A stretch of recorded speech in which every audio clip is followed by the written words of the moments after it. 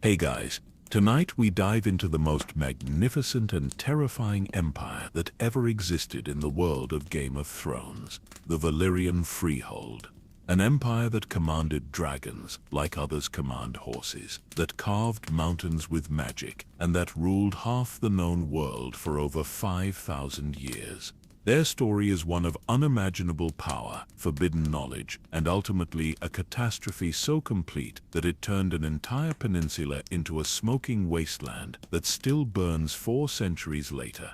So before you settle in for this epic journey, take a moment to like the video and subscribe, but only if you genuinely enjoy what I do here, and let me know in the comments where you're tuning in from and what time it is for you. It's always fascinating to see who's joining us from around the world. Now dim the lights, maybe turn on a fan for that soft background hum. Get into your blanket and let's ease into tonight's journey together.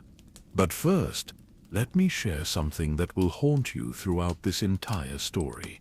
In the deepest vaults of the Citadel in Old Town, there exists a single page written in High Valyrian script. The Meisters keep it locked away, not because it's valuable, but because it's terrifying. It's the final entry from the Journal of Aurelian Belieris, last of the Dragon Lords, written in the hours before the doom consumed everything he had ever known. The translation reads, "The fire speaks to us no more. The dragons scream in tongues we do not recognize. Valyrian turns his head from me, as if I were a stranger. The shadows beneath the 14 flames grow longer with each passing hour, and in those shadows I see the faces of my ancestors. They are not proud, they are afraid. We have fed the flames for 5 millennia, and now the flames demand something we cannot give, something we should never have taken. The children of the dragon were never meant to be gods, but we are too proud to kneel, and too late to run. The fire that made us will unmake us. The circle closes tonight." The next morning, the doom of Valyria began. What fire was Aurelian speaking of? What had the Valyrians taken that they should not have? And why did the dragons, creatures bound to their masters through blood magic older than memory, suddenly turn away from their riders in those final hours? Tonight we're going to uncover truths that have been buried beneath molten rock and dragon flame for over 400 years. We'll walk through the ruins of the greatest civilization that ever existed, piece together fragments of forbidden knowledge, and discover why the Valyrians, masters of 40 dragon bloodlines, chose to destroy themselves rather than face what was coming. This is not just the story of an empire's rise and fall. This is the story of power so absolute that it rewrote the laws of nature itself, of magic so profound that it could bind the will of dragons, and of secrets so terrible that their discovery led to the complete annihilation of everything the Dragon Lords held dear. You see, everyone knows about the doom of Valyria. They know about the volcanic eruption that destroyed the peninsula. They know about the Targaryens who escaped to Dragonstone just 12 years before the catastrophe. They know about the smoking sea where no ship can sail without being consumed by demons and stone men. But what they don't know, what the Meisters refuse to write, what even the surviving Targaryens have forgotten, is that the doom was not a natural disaster. It was not divine punishment for Valyrian hubris. It was not even an accident of magical experimentation gone wrong. The doom of Valyria was a choice. A desperate, final choice made by the 40 Dragon Lord families when they realized that something far worse than death was marching toward their empire, something that had been waiting in the shadows for 5,000 years, growing stronger while the Valyrians grew complacent in their power. In the abandoned city of Oros, buried beneath centuries of ash, there stands an obsidian tower that the Valyrians called the Whispering Gallery. Inside that tower, carved into walls of volcanic glass, are the true records of the Freehold, records that speak of the price the first Dragon Lords paid to tame their beasts, records that detail the ancient pact that gave them dominion over fire and flame, and most importantly, records that describe what would happen when that pact came due. The Valyrians weren't destroyed by their ambition, they were consumed by their debt. For 5 millennia, they borrowed power from forces they barely understood. They shaped dragons from wyverns through blood sacrifice. They carved roads through mountains using magic that required the deaths of thousands. They built an empire on foundations of controlled catastrophe, always believing they could manage the cost, always certain they could contain the consequences. They were wrong. The fire that gave them power was never theirs to command. The dragons that obeyed their will were never truly tamed. The magic that made their civilization possible was never free. Everything had a price, and in the end, that price was everything. But here's what makes this story truly incredible. What transforms it from a simple tale of hubris into something far more complex and haunting. The 40 Dragon Lord families saw what was coming. They felt the debt collectors approaching from the far corners of the world. They watched as their dragons began to resist their commands, as their magic began to falter, as the very foundations of their power started to crumble. And they chose to pay the price all at once. Rather than watch their empire slowly consumed, rather than see their people enslaved by forces they had unleashed, rather than allow their dragons to be turned against everything they held sacred, the Dragon Lords of Valyria made a pact among themselves. They would use every ounce of their remaining power to trigger a catastrophe so complete, so devastating, that it would take their creditors down with them. The doom of Valyria was not the end of their story. It was their final act of defiance. Tonight we'll walk through the ash-covered ruins of the greatest civilization that ever existed. We'll uncover the truth about how dragons were really made, about what the Valyrians found in the 14 Flames, about why they built their empire on a peninsula of active volcanoes, and about the ancient enemy that ultimately forced them to choose destruction over surrender. We'll meet the survivors who escaped not to Dragonstone, but to the deepest chambers beneath the ruins, where they still guard the last secrets of old Valyria. We'll discover why Valyrian steel can never be replicated, why dragon eggs only hatch under specific conditions, and why the blood of the dragon runs so true even after centuries of dilution. Most importantly, we'll learn why the story of Valyria is not over, why the debt they tried to pay with their own destruction is still being collected. Why dragons have returned to the world at the very moment when the ancient enemy is stirring once again. The Targaryens in Westeros think they're the last children of old Valyria. They believe their dragons make them the rightful heirs to the greatest empire in history. They're wrong on both counts. The true heirs of Valyria are still out there, still guarding the secrets that their ancestors died to protect. And the dragons that have returned are not the salvation of the Dragonlord bloodlines. They're the first sign that the ancient debt is coming due once more. So settle in, get comfortable, and prepare yourself for a journey through the most incredible and terrifying empire that ever existed. Tonight we uncover the truth about old Valyria and discover why its fall was just the beginning of a story that will determine the fate of every living soul in the known world. The fire remembers. The dragons remember. And somewhere in the ruins of the 14 Flames, the last children of Valyria are preparing for a war that began 5,000 years ago and never truly ended. Welcome to the true story of the Valyrian Empire. 100 years before Aegon the Conqueror would set foot on the shores of Westeros, when the wounds of Valyria still bled molten stone into the summer sea, there lived a man who refused to let the greatest empire in history fade into myth and legend. His name was Maester Qyburn. Though he bore no chain and served no lord, he was something far rarer and infinitely more dangerous. He was a seeker of forbidden truths. In those days, the ruins of old Valyria were not the cursed wasteland we know today. The volcanic fires still burned, yes, and the air still shimmered with residual magic that could kill a man in minutes. But there were places where the living could still walk, hidden chambers that the magic had sealed rather than destroyed. vaults where the accumulated knowledge of 5 millennia waited in the darkness like sleeping dragons. Qyburn had spent 30 years preparing for his final journey into the heart of the ruined empire.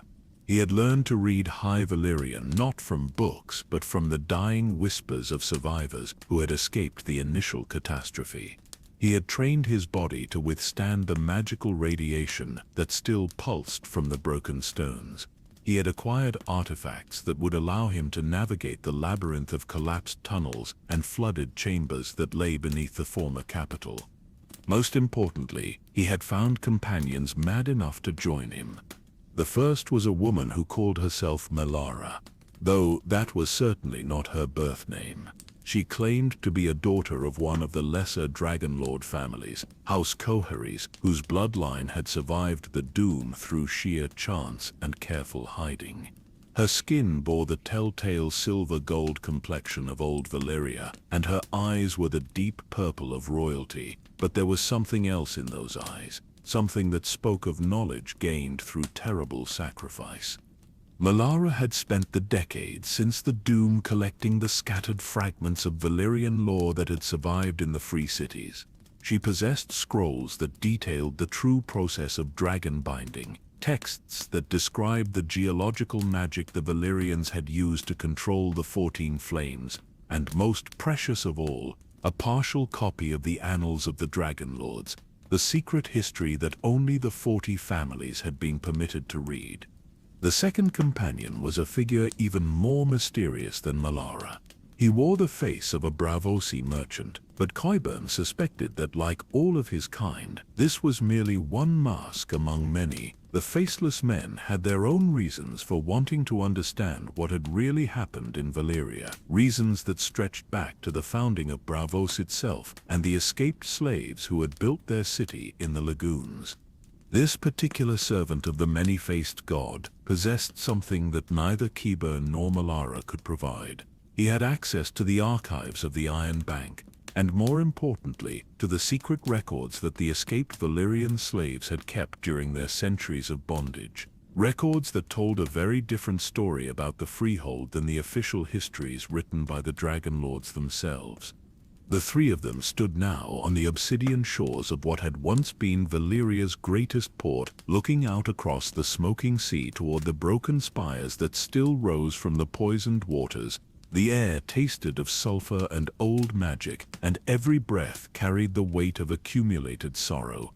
This had been a place of wonder once. Ships from every corner of the known world had docked at these piers, carrying tribute and trade goods to the masters of the dragons. The harbor had been large enough to accommodate entire fleets, and the warehouses had stretched for miles along the coastline, filled with exotic goods that could only be found in the shadow of the 14 Flames. Now there was only ruin and remembrance. The city itself lay partially submerged, its tallest towers jutting from the water like the ribs of some great beast. In the distance, the 14 Flames still burned, but their light was wrong somehow, tainted with colors that had no names and cast shadows that moved independently of their sources. The entrance we seek lies beneath the old dragon pit, Melara said, her voice carrying the musical accent of High Valyrian even when she spoke the common tongue. My grandmother's grandmother worked there before the Doom. She told stories of chambers that went deeper than the dragon lairs, chambers where the first eggs were brought to be blessed by the flames themselves. The faceless man nodded silently.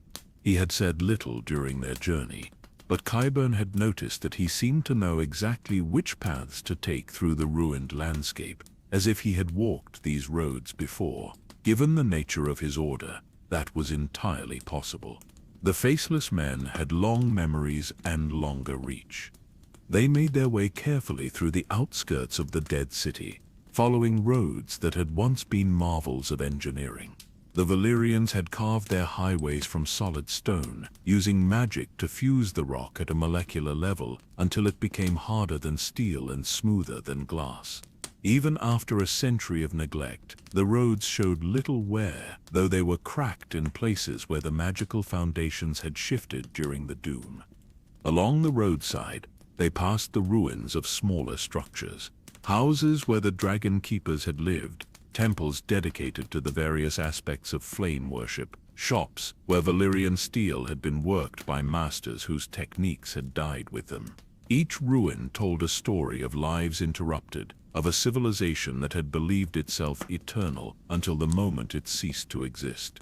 The dragon pit, when they finally reached it, was a structure so vast that it defied easy comprehension. Even in ruins, even with half its dome collapsed and its walls cracked beyond repair, it radiated an aura of power that made the air itself seem thick and heavy. This had been where the mightiest dragons of the Freehold had been housed, where the eggs of unborn terrors had been tended by priests who understood the delicate balance between creation and destruction. Hundreds of caves had been carved into the living rock, each one large enough to house a fully grown dragon. The largest chambers had been reserved for the ancient beasts, dragons so old and powerful that their names had become synonymous with natural disasters. Valyrian the Black Dread had once roosted here, before the Targaryens took him to Dragonstone. Vhagar the Bronze Fury had called this place home. So had Meraxes and Caraxes and dozens of others whose names were recorded only in the secret histories of their riders. But it was not the dragon caves that interested them. According to Melara's inherited knowledge, the real secrets lay deeper, in chambers that predated even the oldest dragons. Chambers where the first dragon lords had performed the rituals that had bound the great beasts to human will, where the original pacts had been made with powers that mortals were never meant to comprehend. The entrance they sought was hidden beneath what appeared to be a natural formation of volcanic rock, but closer inspection revealed the truth.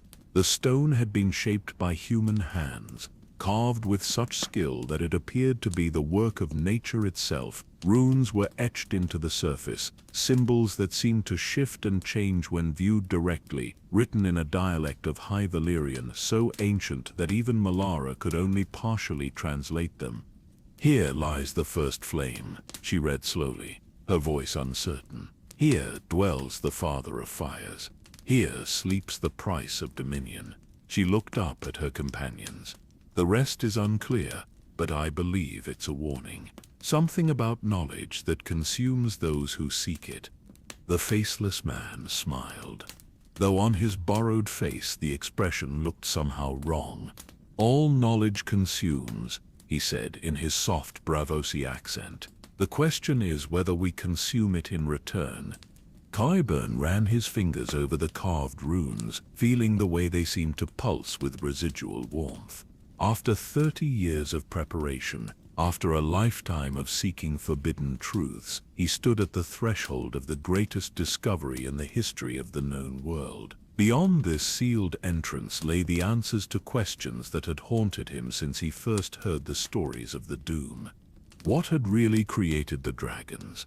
What power had the Valyrians wielded that allowed them to reshape the very foundations of the earth?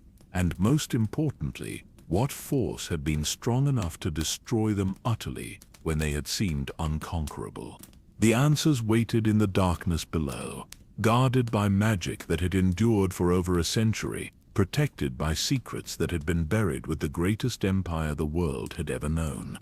As the three seekers prepared to break the ancient seals and descend into the heart of old Valyria's deepest mysteries, none of them could have imagined what they would find in the chambers below. None of them suspected that the knowledge they sought would force them to question everything they believed about the nature of power, the price of ambition, and the true cost of binding dragons to human will. The first flame was indeed waiting for them, and it was hungry. The ancient seals broke with a sound like distant thunder, releasing air that had been trapped for over a century. As the massive stone door ground slowly open, revealing a descending stairway carved from black volcanic glass, a strange luminescence began to emanate from the depths below. It was not the warm golden light of flame, nor the cool silver of moonlight, but something in between, something that seemed to pulse with the rhythm of a vast sleeping heart. Qyburn was the first to step across the threshold, his torch held high, despite the ethereal glow that made it almost unnecessary. The stairs were wide enough for 3 men to walk abreast, and each step had been carved with the same impossible precision that characterized all Valyrian stonework. The walls on either side were covered with murals that seemed to move in the shifting light, depicting scenes from the earliest days of the Freehold. Here were the first dragon lords, but they looked nothing like the proud aristocrats of later centuries. These figures were wild and desperate, their faces gaunt with hunger and marked by ritual scarification. They knelt before creatures that were clearly dragons, but dragons unlike any that had been seen in the final days of Valyria. These beasts were smaller, more primitive, their eyes filled with an intelligence that seemed almost human. Melara paused before one particular mural, her purple eyes widening as she studied the ancient artwork. "This changes everything we thought we knew," she whispered. "Look at the positioning, the body language. The humans are not commanding the dragons, they're pleading with them." The faceless man moved silently past them both, his borrowed features unreadable in the strange light. "The Iron Bank has records of the first dragon binding," he said without turning around. "They speak not of conquest, but of bargain. The dragons agreed to serve, but only in exchange for something specific, something the Valyrians were uniquely positioned to provide." As they descended deeper into the ancient complex, the air grew warmer and heavier. The smell of sulfur increased, but there was something else mixed with it, something organic and oddly sweet. The walls began to change as well, transitioning from carved stone to what appeared to be natural cave formations, though the regularity of the chambers they passed suggested that nature had received considerable assistance. They encountered their first major chamber after descending for nearly half an hour. It was vast beyond measurement, its ceiling lost in shadows that their torches could not penetrate. The floor was covered with a substance that looked like hardened lava, but when Qyburn knelt to examine it more closely, he realized it was actually fossilized bone. Thousands upon thousands of skeletons had been compressed and fused together over the millennia, creating a foundation that was both beautiful and terrible. At the center of the chamber stood a series of stone pedestals, each one topped with what appeared to be a dragon egg. But these were not the small decorative eggs that wealthy collectors treasured. These were massive, each one nearly the size of a man's torso, and they pulsed with the same ethereal light that illuminated the entire complex. "The first clutch," Melara breathed, approaching the nearest pedestal with reverence. "These are the eggs from which all dragons descended, the originals that the first dragon lords discovered in the depths of the 14 Flames." But as she drew closer, her expression changed from wonder to confusion, then to something approaching horror. "They're not dragon eggs at all," she said, her voice barely above a whisper. "They're something else entirely, something that was made to look like dragon eggs." The faceless man had been examining the other pedestals, and now he looked up with an expression that was uncharacteristically grim. "These are cocoons," he said flatly. "Chrysalises of some kind. Something was transforming inside them, changing from one form into another." Qyburn joined them at the pedestals, running his hands over the surface of the nearest pseudo-egg. The shell was warm to the touch, and seemed to pulse with its own internal rhythm. Through the translucent surface, he could make out vague shapes moving in the fluid within, shapes that definitely did not belong to any dragon he had ever seen described. "The texts speak of the first transformation," he said slowly, piecing together fragments of lore he had gathered over the decades. "The early histories mention that the dragons were not native to Valyria, that they came from somewhere else. But they never specify where or how they came to be bound to human will." The murals on the walls of this chamber told a different story than those on the stairway.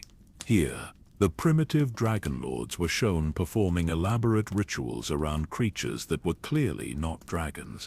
The beasts in these images were serpentine, yes, but they lacked wings entirely. Their heads were wrong as well, too elongated and bearing too many eyes. Most disturbing of all, several of the creatures appeared to have human faces mixed in with their reptilian features. "Wyverns," Malara said suddenly, the realization hitting her like a physical blow.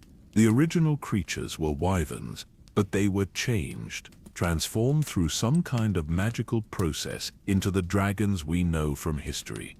The faceless man nodded grimly. The slaves who escaped to build Bravos carried stories of the transformation chambers. They spoke of wyverns being brought down from the mountains, along with other creatures. Some of the stories mention human volunteers as well, though those accounts were usually dismissed as the ravings of traumatized minds. As if summoned by their conversation, a new sound began to echo through the chamber. It was a low, rhythmic humming, like the song of some vast instrument played far beneath the earth. The pseudo-eggs responded to the sound, their internal light growing brighter and their pulsing more rapid. "We need to go deeper," Qyburn said, though every instinct he possessed was screaming at him to flee. Whatever created these things, whatever process the early Valyrians discovered, the answers lie further down.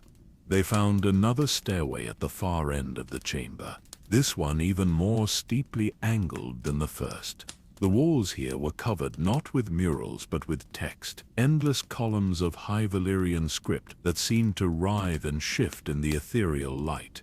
Malara attempted to read some of the passages as they descended, but many of the words were in dialects so ancient that they predated the standardized language of the freehold. "It's a record," she said, her voice strained with the effort of translation. "A chronicle of experiments, of attempts to perfect the transformation process. Listen to this.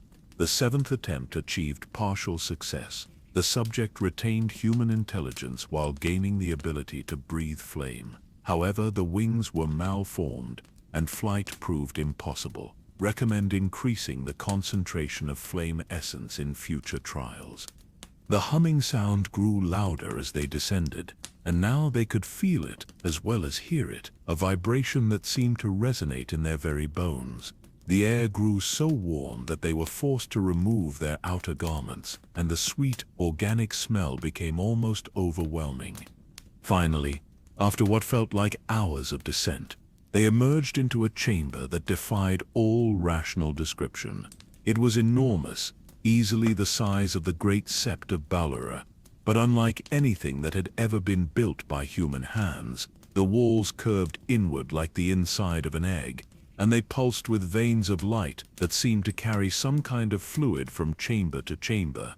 At the center of this impossible space was a pool of liquid that glowed with the same ethereal light they had been following throughout their descent.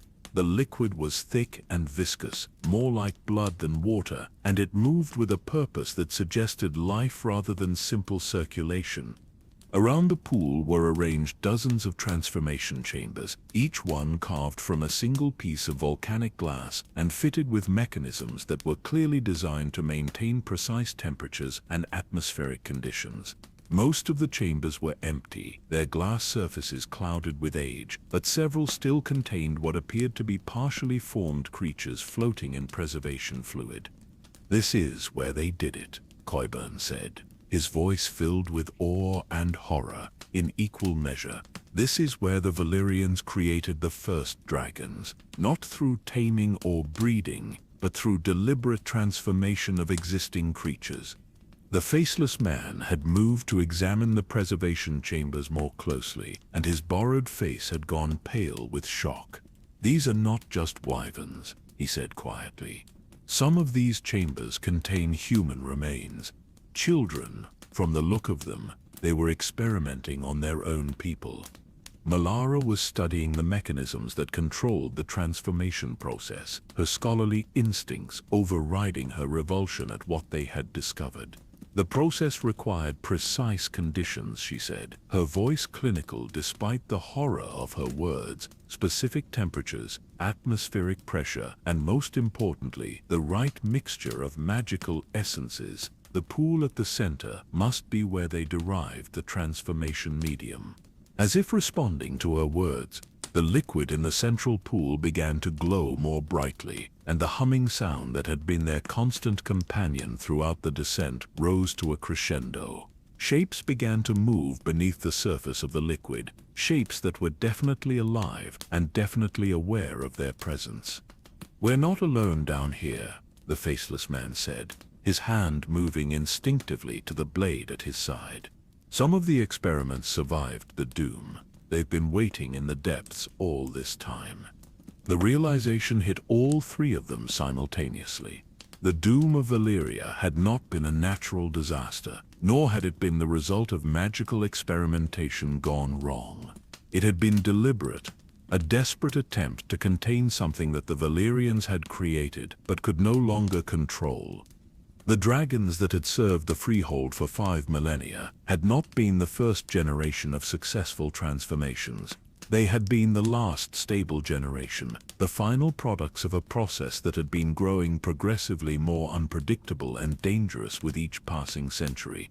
Something in the depths of the 14 Flames had been producing newer, more powerful transformations, creatures that retained the intelligence and magical abilities of dragons, but lacked the binding spells that had made their predecessors controllable. The Dragon Lords had realized that their greatest triumph was about to become their ultimate destruction. The doom had been their attempt to destroy these new creatures before they could emerge from the depths and turn on their creators. It had succeeded, but at the cost of everything the Valyrians had built over 5,000 years of civilization. Now, as the three Seekers stood in the heart of the transformation complex that had started it all, they began to understand that their quest for knowledge had led them to something far more dangerous than they had imagined. The chambers around them were not empty museums of ancient experimentation. They were active laboratories, still conducting their terrible work even after a century of abandonment. And the things that swam in the glowing pool at the center of the chamber were beginning to take notice of their presence. The humming sound changed pitch, becoming something that was almost recognizable as language. Almost, but not quite. It was the sound of intelligence trying to communicate across barriers of species and time. The sound of creatures that remembered being human but had been changed into something else entirely. Something that was still hungry for transformation. The creatures in the pool responded to the presence of the three intruders with movements that grew increasingly agitated. What had begun as lazy circular swimming patterns became sharp, purposeful darting motions that sent waves of the glowing liquid lapping against the chamber's edges. Through the translucent medium, glimpses of forms both familiar and alien became visible. Serpentine bodies that might once have been human twisted alongside appendages that belonged to no earthly creature. Qyburn approached the edge of the pool with the fascination of a scholar overriding his survival instincts. The liquid was warm against his skin when he dipped his fingers into it, and he felt a tingling sensation that spoke of powerful magical properties. More disturbing still, the liquid seemed to respond to his touch, growing brighter in the immediate vicinity of his hand. "It's alive," he whispered in amazement. The transformation medium itself is a living organism of some kind. It feeds on contact with warm flesh. Melara had discovered something equally remarkable at one of the control stations that surrounded the central pool. Hidden beneath centuries of accumulated dust and crystalline deposits, she had found what appeared to be a master record of all the experiments conducted in this chamber. The text was inscribed on sheets of metal that had been treated with some kind of preservation technique, keeping them perfectly legible despite the passage of time. According to this, the transformation process was not random, she called out to her companions. Each stage was carefully planned and documented. They were following some kind of formula, working toward a specific goal. She paused, her purple eyes scanning the ancient text with growing alarm. But the final entries suggest they achieved far more than they intended. The faceless man had been exploring the perimeter of the chamber, examining the smaller alcoves and passages that branched off from the main space. When he returned, his borrowed face wore an expression of grim satisfaction mixed with deep concern. There are other chambers, he reported, dozens of them, all connected by a network of channels that carry the transformation medium throughout the complex. This is not just a single laboratory. It's an entire production facility, designed to conduct experiments on a massive scale. As if summoned by their discoveries, new sounds began to echo through the chamber. These were not the rhythmic humming they had grown accustomed to, but something far more disturbing. Voices speaking in languages that predated human speech, conversing in tones that carried intelligence and purpose. The three explorers found themselves drawn to one of the larger passages that led deeper into the complex, following the sound of those impossible voices. The tunnel they entered was lined with more of the preservation chambers, but these were different from those they had seen before. Instead of containing failed experiments or partially formed creatures, these chambers held what appeared to be complete beings.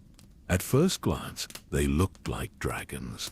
They had the proper proportions, the correct wing structure, and the distinctive head shape that characterized the great beasts of Valyrian legend. But closer examination revealed subtle differences that spoke of their artificial origin. Their scales followed patterns that were too regular to be natural. Their eyes held a depth of intelligence that seemed almost human. Most disturbing of all, several of them appeared to be aware of their surroundings despite being suspended in preservation fluid. "These are the prototypes," Malara said, her voice barely above a whisper. "The early attempts to create the perfect dragon.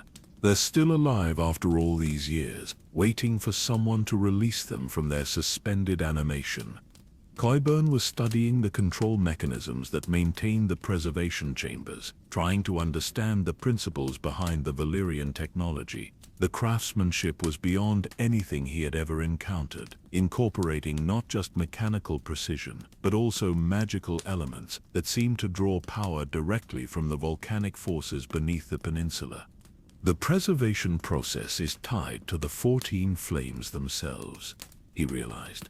As long as the volcanoes continue to burn, these chambers will maintain their contents indefinitely. The Valyrians built this facility to last forever. The faceless man had moved ahead to examine the source of the voices they had been following. He found it in a circular chamber where dozens of the preservation tanks were arranged in a complex pattern around a central communication device. The voices were coming from the dragons themselves, speaking to each other through some kind of telepathic network that the preservation fluid facilitated. "They're planning something," he said, when the others joined him. "I can't understand the language, but the tone is unmistakable. These creatures are not passive specimens waiting for study. They're active participants in some kind of ongoing project." The realization hit all three of them at the same moment. The facility they had discovered was not an abandoned relic of ancient experimentation. It was still operational, still conducting its terrible work even after the doom had supposedly ended the Valyrian civilization. The creatures in the preservation chambers were not failed experiments or museum pieces. They were the next generation of dragons, waiting for the right moment to emerge and claim their inheritance. But as they delved deeper into the records and examined more of the facility, an even more disturbing truth began to emerge. The dragons in the preservation chambers were not the final goal of the Valyrian experiments. They were merely another step in a process that was designed to culminate in something far more ambitious and terrifying. Hidden among the technical documentation, Malara found references to a project called the Great Transformation. The details were scattered across multiple records and written in code, but the basic outline was clear enough. The Valyrians had not been content with creating controllable dragons. They had been working toward the creation of something that would combine the physical power of dragons with the magical abilities of their human masters. "They were trying to transform themselves," she said, her voice filled with horror at the implications. The ultimate goal was not to control dragons, but to become dragons, to achieve a fusion of human intelligence and draconic power that would make them literally divine. The evidence was all around them once they knew what to look for. Some of the preservation chambers contained creatures that were clearly hybrids, possessing human torsos grafted onto draconic bodies or dragon heads mounted on humanoid frames. The combinations were grotesque and obviously unstable, but they represented clear attempts to merge the two species into something entirely new. The 40 Dragonlord families were not just trying to maintain their power, Qyburn said, as the full scope of the conspiracy became clear to him. They were racing against time to complete the great transformation before something stopped them, something they feared more than the risk of their own experimentation. The faceless man had been studying the most recent entries in the facility's records, documents that appeared to have been written in the months immediately before the doom. His borrowed face had grown pale as he translated the ancient text. "They knew it was coming," he said quietly. "Whatever destroyed Valyria, the Dragonlord saw it approaching and tried to accelerate their transformation project to meet the threat, but they ran out of time." The final entries in the record were increasingly desperate, describing attempts to rush the great transformation process despite the obvious risks. Multiple volunteers from the Dragonlord families had submitted themselves to experimental procedures that had little chance of success. The preservation chambers around them contained the results of those final, frantic attempts. Some had achieved partial transformation, becoming creatures that were neither fully human nor fully dragon. Others had been completely consumed by the process, leaving behind only organic residue that had been preserved for study. A few appeared to have achieved something approaching success, but the records indicated that these subjects had been sealed away rather than released, suggesting that even successful transformation came with unacceptable costs. "There's something else," Melara said, her voice tight with fear as she read from one of the final documents. The last entries mention a countdown of some kind. The Dragonlords were not just racing to complete their transformation before some external threat arrived. They were working against a deadline imposed by their own experimentation. The transformation medium in the central pool was not stable over long periods. It required constant renewal and refinement to maintain its properties, and the process of creating new medium required increasingly large amounts of organic material. The Valyrians had been feeding their transformation pools with the bodies of slaves and conquered peoples for centuries, but the appetite of the medium had grown beyond their ability to satisfy it. The medium was consuming more material than they could provide, Qyburn realized. It was beginning to seek out new sources of organic matter on its own, spreading beyond the confines of the controlled environment. The doom was not just an external threat or a failed experiment. It was the inevitable result of the transformation medium breaking free from human control. The creatures in the preservation chambers began to move more actively as the three explorers discussed their discoveries. The telepathic voices grew louder and more insistent, and several of the hybrid beings began to press against the transparent walls of their containers. It was clear that their presence had been detected and that the facility's inhabitants were responding to the intrusion. But the most disturbing discovery was yet to come.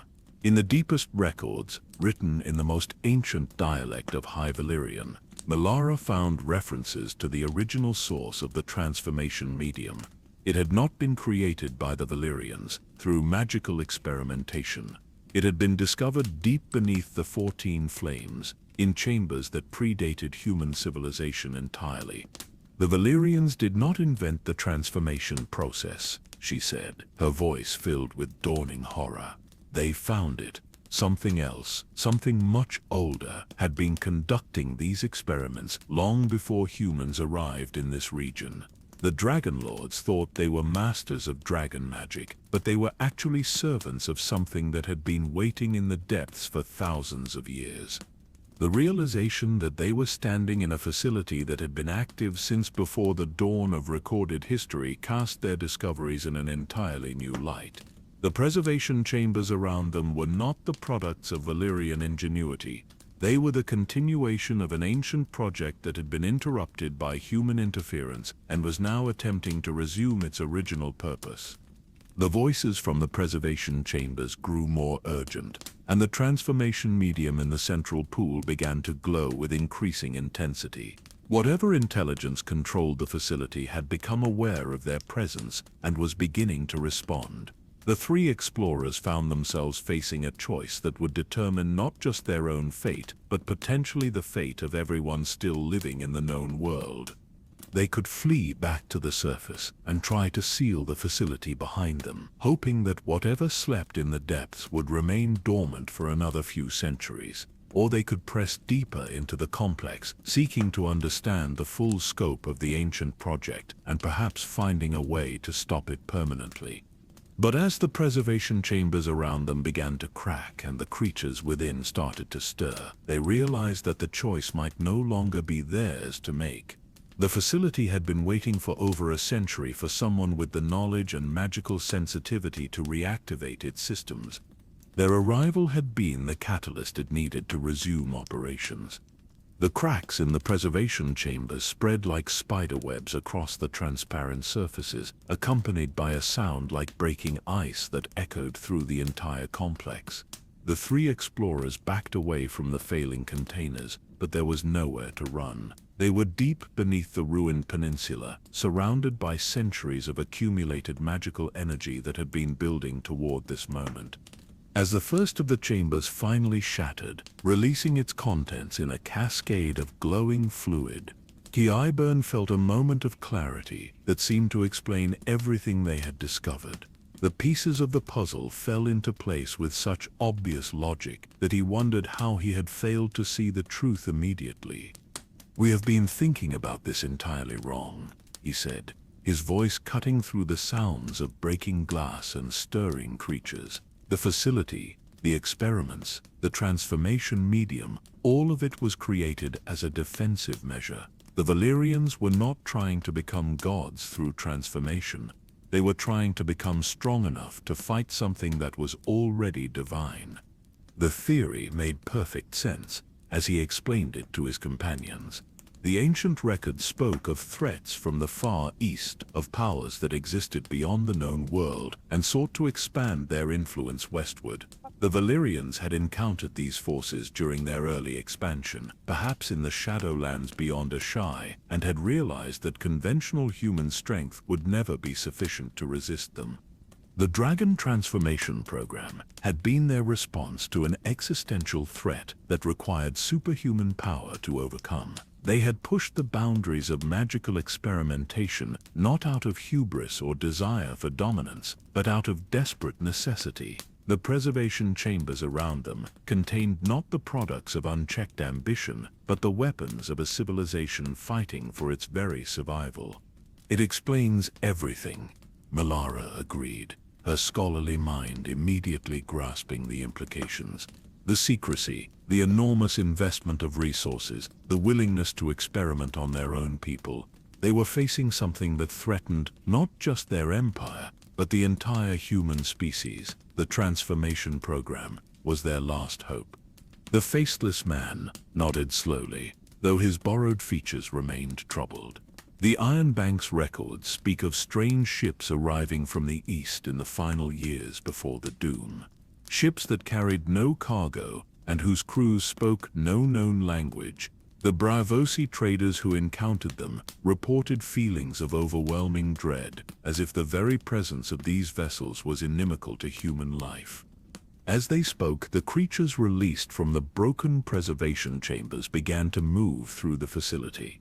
They were magnificent and terrible, possessing the raw power of dragons but retaining enough human characteristics to make their intelligence unmistakable.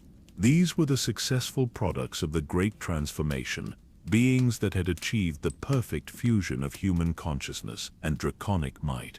But rather than attacking the intruders or attempting to escape the facility, the transformed creatures seemed focused on repairing and reactivating the various systems that had been dormant since the Doom. They moved with purpose and coordination, clearly following some kind of pre-programmed directive that took precedence over everything else.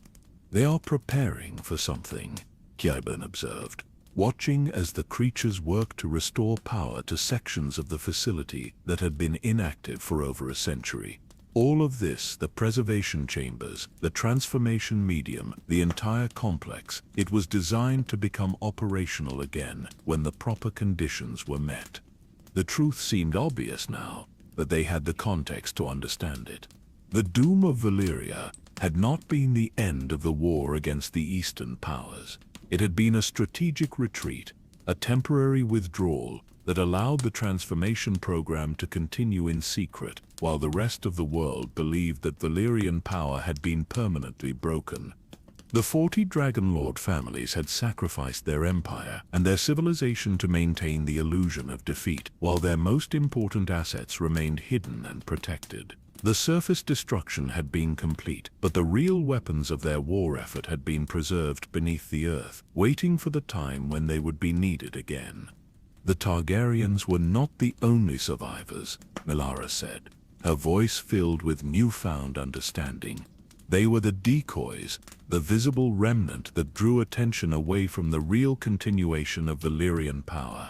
While the world watched Aegon conquer Westeros with 3 dragons, the true Dragon Masters remained hidden in facilities like this one, perfecting their transformation techniques and preparing for the return of their ancient enemy.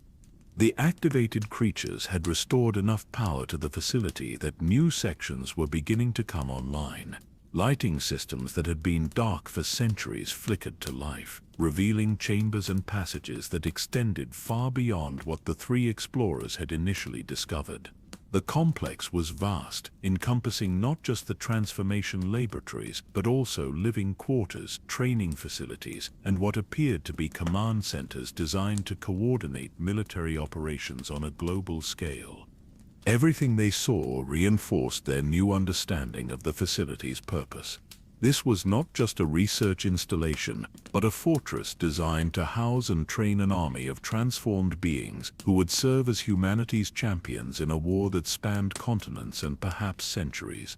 The faceless man had been examining some of the newly illuminated control panels, his expression growing increasingly grim as he deciphered the operational displays.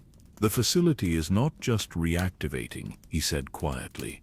"It's receiving signals from other locations. There are more complexes like this one, scattered across the former Valyrian territories and beyond. They're all coming online simultaneously."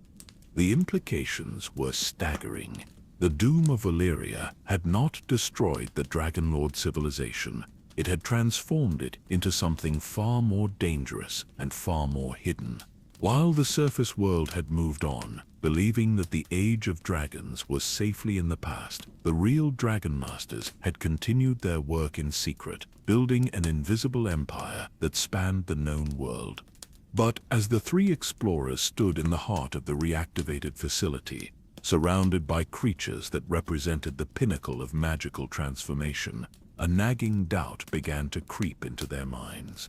The theory that had seemed so obvious and complete was beginning to show cracks under closer examination. The transformed creatures were powerful, certainly, and their intelligence was undeniable.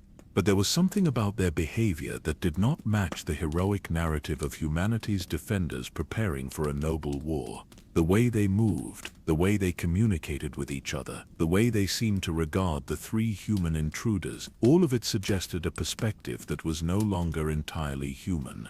"Something is wrong," Melara said suddenly, her voice tight with concern. "The records I've been reading, the ones that describe the final stages of the transformation program, they mention changes that go beyond the physical. The subjects retained their intelligence, yes, but their priorities and loyalties began to shift in ways that the researchers had not anticipated. The transformation process did not just change the body, it altered consciousness itself, creating beings that thought and felt in ways that were fundamentally different from their human origins. The successful subjects had indeed become powerful enough to fight the Eastern threat, but they had also become something that could no longer be trusted to serve human interests. The preservation chambers were not just waiting for the right time to resume operations. Coyburn realized with growing horror. They were waiting for someone to reactivate them from the outside. Someone with human consciousness and magical sensitivity. Someone like us. The faceless man's borrowed face had gone pale as the full implications of their situation became clear. "We were not explorers discovering an abandoned facility," he said quietly. "We were the final components of a system that had been waiting over a century to become operational. Our arrival was not coincidence. It was orchestrated." The three of them stood in the heart of the ancient complex, surrounded by creatures that were no longer entirely human, in a facility that was designed to serve purposes they were only beginning to understand. The theory that had seemed to explain everything was crumbling around them, revealing a truth that was far more complex and far more threatening than anything they had imagined. The war against the Eastern powers might have been real, but the solution the Valyrians had devised was not the heroic last stand they had believed it to be. The transformation program had succeeded too well, creating beings that were powerful enough to win any war, but no longer motivated by human concerns or constrained by human morality. The real question was not whether these creatures could defeat the ancient enemy from the east. The question was whether anything would be left of humanity after they had finished their work. And as the facility continued to come online around them, as more preservation chambers cracked open and more transformed beings stirred to life, the three explorers began to realize that they might be witnessing not the preparation for humanity's salvation, but the first steps in its replacement. The dragons had always been the true masters of Valyria. The humans had simply been useful servants, kept around as long as they could contribute to the great work of transformation. Now that the work was nearly complete, the question of what would happen to the servants was about to be answered. The realization that they had been manipulated into reactivating the ancient facility cast everything in a new and sinister light, but there was no retreating now. The path they had taken to reach the transformation chambers had sealed itself behind them, great stone barriers sliding into place with the grinding finality of a tomb being closed. The only way forward lay deeper into the complex, through passages that pulsed with increasing magical energy and echoed with sounds that belonged to no earthly realm. The transformed beings that had emerged from the preservation chambers paid little attention to the three human intruders, focusing instead on tasks that seemed to follow an ancient protocol burned into their consciousness. They moved through the facility with fluid grace, their hybrid forms equally at home walking on human legs or flowing through the air on dragon wings. But it was their eyes that were most disturbing, holding depths of intelligence that seemed to encompass not just their human memories, but also something far older and more alien. Coyburn led his companions deeper into the complex, following corridors that branched and twisted in patterns that defied conventional architecture. The walls here were not carved stone, but something organic, a substance that looked like crystallized flesh and pulsed with its own internal rhythm. Veins of the transformation medium ran through these living walls, carrying nutrients and magical energy to chambers that lay hidden in the depths like organs in some vast body. "We are not in a building anymore," Melara whispered, running her fingers along the warm, yielding surface of the wall. "This entire complex is alive. It's been growing and changing for centuries, evolving according to principles we don't understand." The passage opened into a vast cavern that stretched beyond the reach of their torchlight, its ceiling lost in shadows that seemed to move independently of any light source. But this was not a natural cave. The space had been shaped by intelligence, its walls carved with symbols that hurt to look at directly, and its floor marked with channels that guided the flow of transformation medium to pools and basins scattered throughout the chamber. At the center of this impossible space stood a structure that defied easy description. It rose from the cavern floor like a twisted tree, but its branches were made of the same crystallized flesh as the walls, and its leaves were preservation chambers containing creatures that were still in the process of transformation. The structure pulsed with life, its roots extending deep into the volcanic bedrock below and its crown disappearing into the shadows above. "The heart tree," the faceless man said quietly, his borrowed voice filled with awe and recognition. "The Iron Bank's oldest records speak of such things. Trees of flesh and consciousness that grow in places where the barriers between life and death have been worn thin. But those were supposed to be legends, stories told to frighten children." As they approached the base of the living structure, the three explorers could see that it was not just a repository for transformation subjects, it was also a communication network, its branches and roots forming a web that connected to similar structures throughout the complex and beyond. Through this organic network, the consciousness that controlled the facility could coordinate activities across vast distances, managing operations that spanned continents. The creatures suspended in the chamber pods were unlike anything they had seen in the upper levels. These were not failed experiments or early prototypes, but beings that had transcended the simple fusion of human and dragon characteristics. Some possessed multiple heads, each one bearing a different expression of ancient wisdom. Others had forms that shifted and changed even while suspended in the preservation fluid, as if they had gained the ability to reshape themselves at will. But the most disturbing sight was reserved for the highest branches of the heart tree. There, in chambers that glowed with an intensity that was almost painful to observe, floated beings that retained human faces but possessed bodies that were no longer bound by the physical laws that governed mortal flesh. These were not transformations but transcendences, creatures that had moved beyond the need for fixed form and existed as pure consciousness clothed in flesh that obeyed thought rather than biology. "These are the 40 families," Melara breathed, recognizing the facial features that marked the ancient bloodlines of Valyria.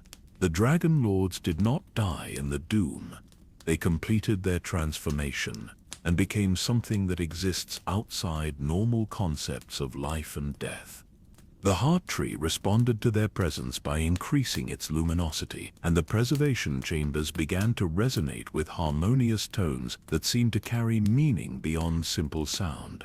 It was not quite language as humans understood it, but communication of a more fundamental kind, thoughts and emotions transmitted directly from consciousness to consciousness.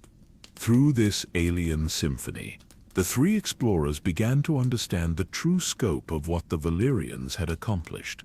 The transformation program had not been limited to creating dragon-human hybrids for warfare. It had been designed to elevate consciousness itself, to free intelligence from the constraints of physical form, and create beings capable of existing across multiple planes of reality simultaneously.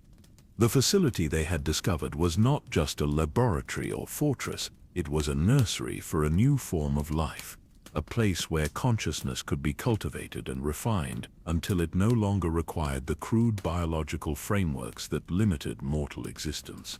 The preservation chambers were not prisons but cocoons, allowing their occupants to mature at a pace measured in centuries rather than years. But the most profound revelation came when they realized that the transformation process was not confined to the chambers they could see. The entire complex was a single vast organism, and every creature within it, including the three human explorers, was part of its consciousness. They had not discovered the facility so much as been absorbed by it, becoming new nodes in a network that spanned the known world and beyond. "We need to go deeper," Coyburn said.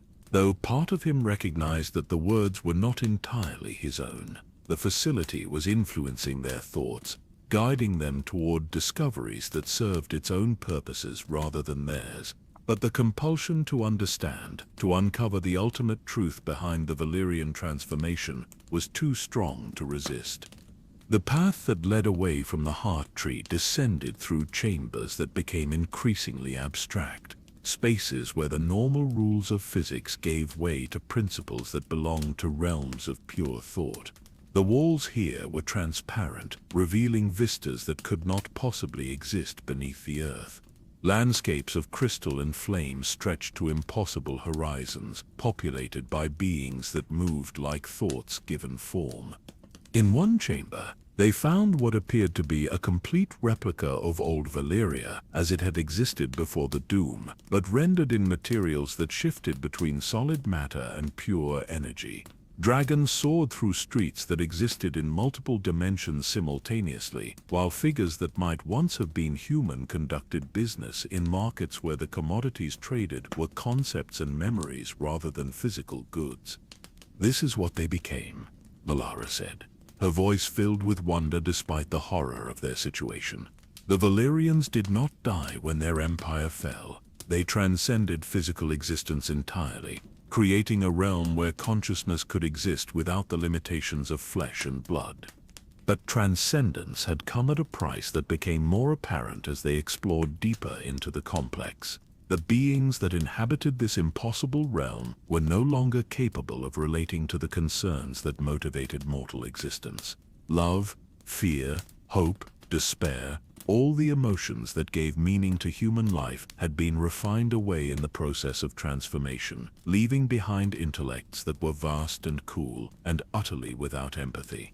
The Faceless Man had found records that detailed the final stages of the transformation process. Documents that described the gradual dissolution of human personality as consciousness expanded to encompass broader and broader perspectives. The beings that emerged from successful transformation retained their memories and knowledge, but the emotional connections that had once given those memories meaning were severed completely. "They are not evil," he said, as he shared his discoveries with his companions. "Evil requires the capacity to choose between right and wrong, and these beings have moved beyond such simple distinctions. They simply exist, pursuing goals that make sense only from perspectives that span millennia rather than decades." The three explorers had reached a junction where multiple passages converged, each one leading to different aspects of the facility's operations. To the left lay chambers where new transformation subjects were being prepared, their consciousness gradually separated from their physical forms through processes that took years to complete. To the right stretched laboratories where the fundamental nature of reality was being studied and modified, with experiments that treated physical laws as suggestions rather than absolute constraints. But it was the central passage that drew their attention most strongly. From its depths came a sound like singing, but composed of harmonies that no human throat could produce. The melody was hauntingly beautiful and utterly alien, carrying emotional resonances that spoke to parts of the mind that had no names in any mortal language. Following the sound, they entered a chamber that was larger than any they had yet encountered, its dimensions seemingly infinite, despite being enclosed by walls that curved inward like the inside of a sphere. At the center of this impossible space floated a structure that was part building, part organism, and part pure crystallized thought. It pulsed with rhythms that matched the deepest magical currents that flowed through the world, and its surface reflected not light but consciousness itself. This was the core, the heart of the facility, and the seat of the intelligence that had been guiding their exploration from the beginning. Within its crystalline depths, the consciousness of every being that had ever undergone successful transformation was preserved and unified, creating a collective mind that encompassed the accumulated wisdom and experience of the entire Valyrian civilization. The singing that had drawn them to this chamber was the sound of this vast consciousness communing with itself, processing information and making decisions that would affect the fate of the entire world. Through their growing connection to the facility's network, the three explorers began to perceive fragments of these deliberations, glimpses of plans that spanned centuries and involved the manipulation of events across multiple continents. The Eastern threat that had originally motivated the transformation program was real, but it was not what the Valyrians had initially believed. The entities they had sought to defend against were not invaders from beyond the known world, but aspects of reality itself that had begun to assert control over the physical plane.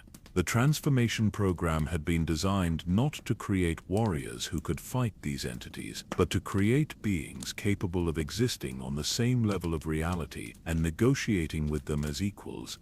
But the negotiations had revealed a truth that was more terrible than any military conquest.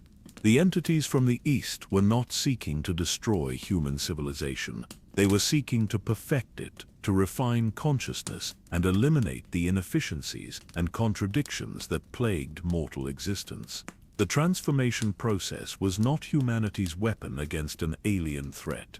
It was the first stage of humanity's voluntary evolution into something that would be acceptable to these cosmic overseers. The doom of Valyria had not been a defensive strategy or a tragic accident. It had been a demonstration, a proof of concept that showed the Eastern entities that human consciousness could indeed be elevated beyond its current limitations. The destruction of the surface civilization had been a necessary sacrifice, clearing away the crude and chaotic aspects of human culture to make room for something more refined and purposeful. As this understanding dawned on the three explorers, they realized that their journey into the depths of the facility had not been an investigation into the past, but a recruitment into the future. They had been selected not for their knowledge or their courage, but for the particular qualities of consciousness that made them suitable candidates for the next phase of transformation. The chamber around them began to pulse with increasing intensity, and the crystalline core started to extend tendrils toward them, seeking to establish the direct connections that would begin their integration into the collective consciousness. The singing grew louder and more complex, incorporating harmonies that seemed designed to resonate with human neural patterns and facilitate the dissolution of individual identity. But even as the transformation process began to take hold, even as their consciousness started to expand beyond the boundaries of their individual minds, the three explorers retained enough of their original selves to recognize the magnitude of what was being asked of them. They were being offered transcendence, but at the cost of everything that made them human.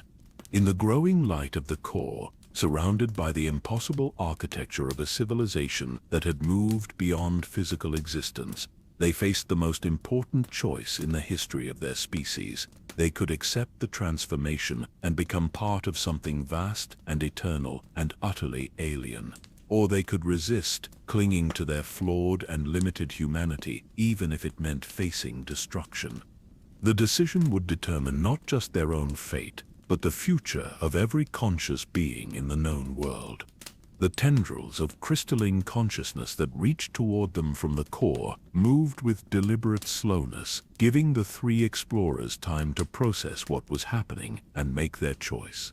But as the alien harmonies filled the chamber and their individual thoughts began to blur at the edges, a new voice cut through the symphony of transformation. It was human, speaking in perfect High Valyrian, and it carried the authority of ancient nobility mixed with desperate urgency.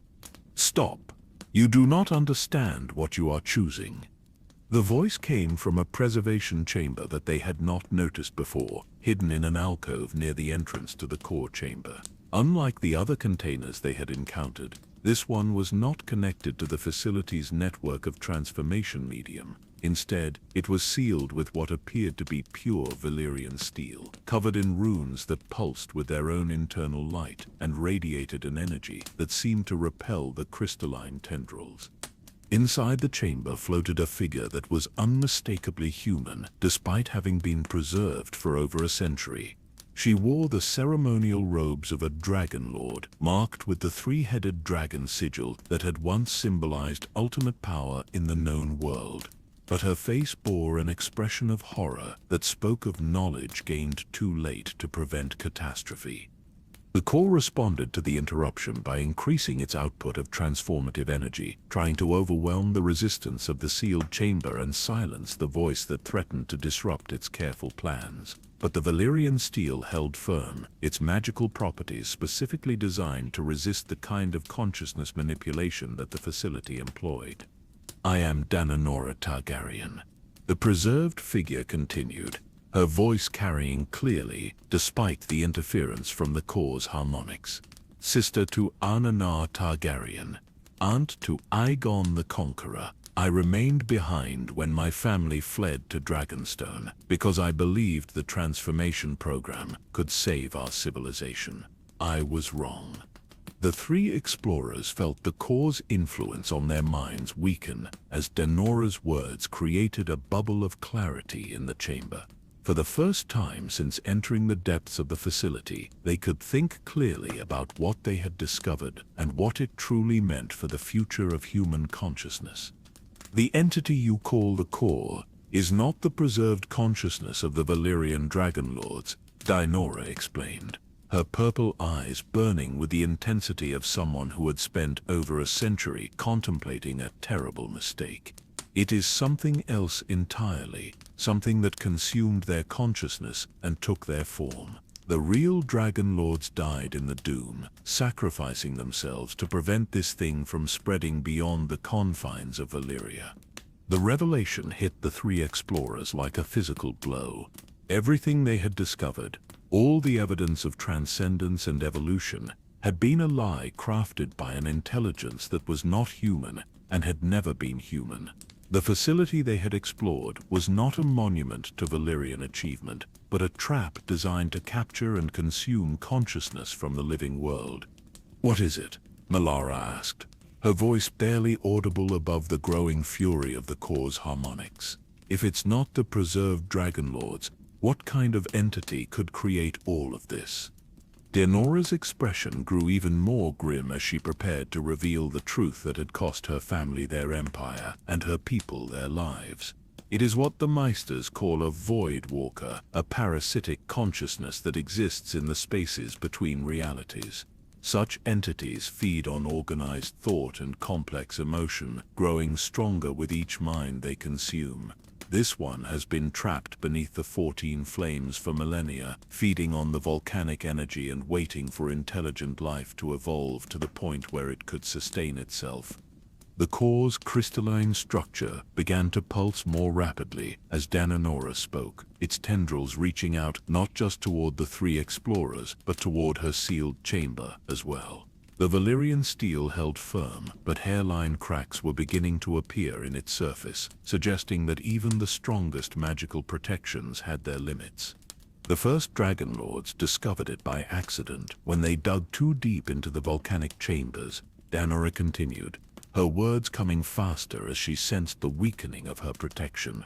They thought they had found a source of unlimited magical power, but they had actually awakened something that had been dormant since before the dawn of human civilization. It began slowly, offering them real magical abilities in exchange for small services, gradually increasing its influence until they were completely under its control. The transformation chambers, the dragon creation process, the entire infrastructure of Valyrian magical supremacy had been designed not to serve human ambitions, but to feed the Void Walker's appetite for consciousness. Every dragon bound to human will had been a conduit for the entity's influence. Every magical working powered by Valyrian sorcery had strengthened its hold on reality. The empire that had ruled half the known world for 5,000 years had been nothing more than a vast feeding operation designed to sustain an alien intelligence. "The dragons were not our servants," Denora said, her voice filled with the bitter wisdom of hindsight. "They were its eyes and ears, allowing it to monitor the development of consciousness throughout the known world. Every Dragon Lord family, every magical bloodline, every person with the potential for significant magical ability was catalogued and evaluated for their potential value as food." The Qyburn felt pieces of the puzzle falling into place as he absorbed this new information.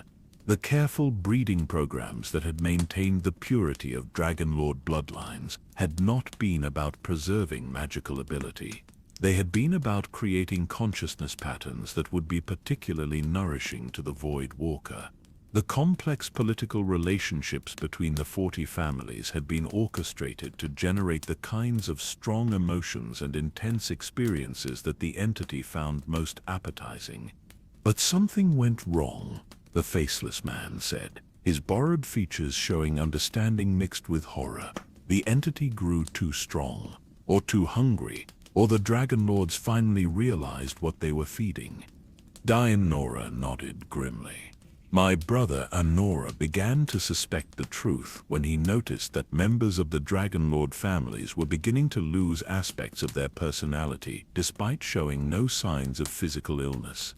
They retained their memories and their magical abilities, but their capacity for genuine emotion was gradually being drained away.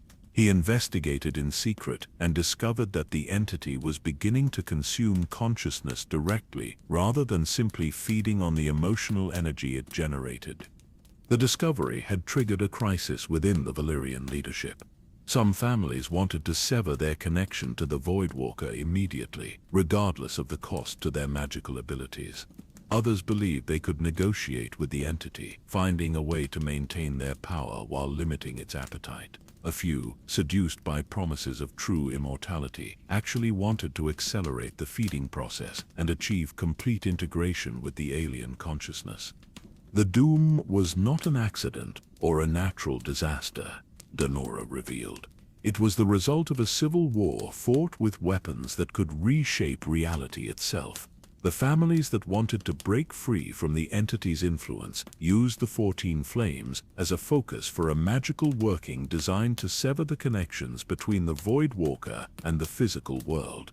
The families that opposed them fought back, using their own dragon-powered sorcery to prevent the severance. The conflict had torn the very fabric of reality around the Valyrian Peninsula, causing volcanic eruptions that were simultaneously physical and metaphysical events. The magical energies unleashed during the battle had been so intense that they had created permanent rifts between different planes of existence, turning the entire region into a zone where the normal laws of physics no longer applied consistently. My family escaped because Ananar realized that victory would be impossible. Denora continued. The entity had grown too strong and too deeply integrated into Valyrian society to be removed without destroying everything the civilization had built, so he made a different choice. He gathered our dragons and our most portable treasures and fled to Dragonstone, leaving behind a false trail that suggested we had simply grown fearful of omens and prophecies. The Targaryen exile had not been motivated by prophetic dreams or political prudence. It had been a desperate escape from a war that could only end in the complete destruction of human consciousness in the region.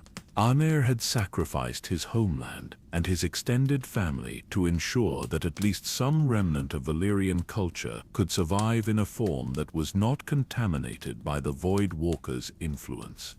But the entity survived the doom, Melara said, looking around at the facility that continued to pulse with alien life despite the destruction that had consumed the surface world. It adapted to the new conditions and continued its work in secret. Dandori's expression grew even more haunted. Worse than that, the destruction of the surface civilization freed it from the need to maintain the pretense of serving human interests. Without the political and social structures that had constrained its activities, it could focus entirely on the goal of consuming and transforming all consciousness in the known world. The facility they had discovered was not an abandoned relic of ancient experimentation. It was an active nerve center for an operation that had been growing in scope and sophistication for over a century. The preservation chambers contained not the preserved consciousness of Valyrian nobles, but the transformed remains of people who had been lured to the ruins over the years, each one adding their knowledge and memories to the entity's growing understanding of the post-doom world. Every treasure hunter who disappeared in the Smoking Sea, every scholar who sought to study Valyrian magic, every survivor who tried to return to their ancestral lands, Denora said, her voice heavy with guilt and sorrow, they all ended up here, consumed and transformed into components of its intelligence network. The core's crystalline structure began to crack and reform as it adapted to the presence of unexpected resistance.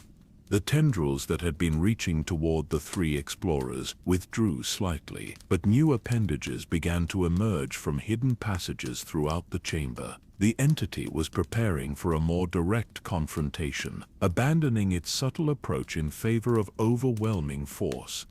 It knows that its secret has been revealed, Denora said urgently. It will not allow you to leave with this knowledge. The only way to escape is to complete the work that my family began during the doom. The severance ritual that failed before must be attempted again, but this time with knowledge of what we are truly fighting against."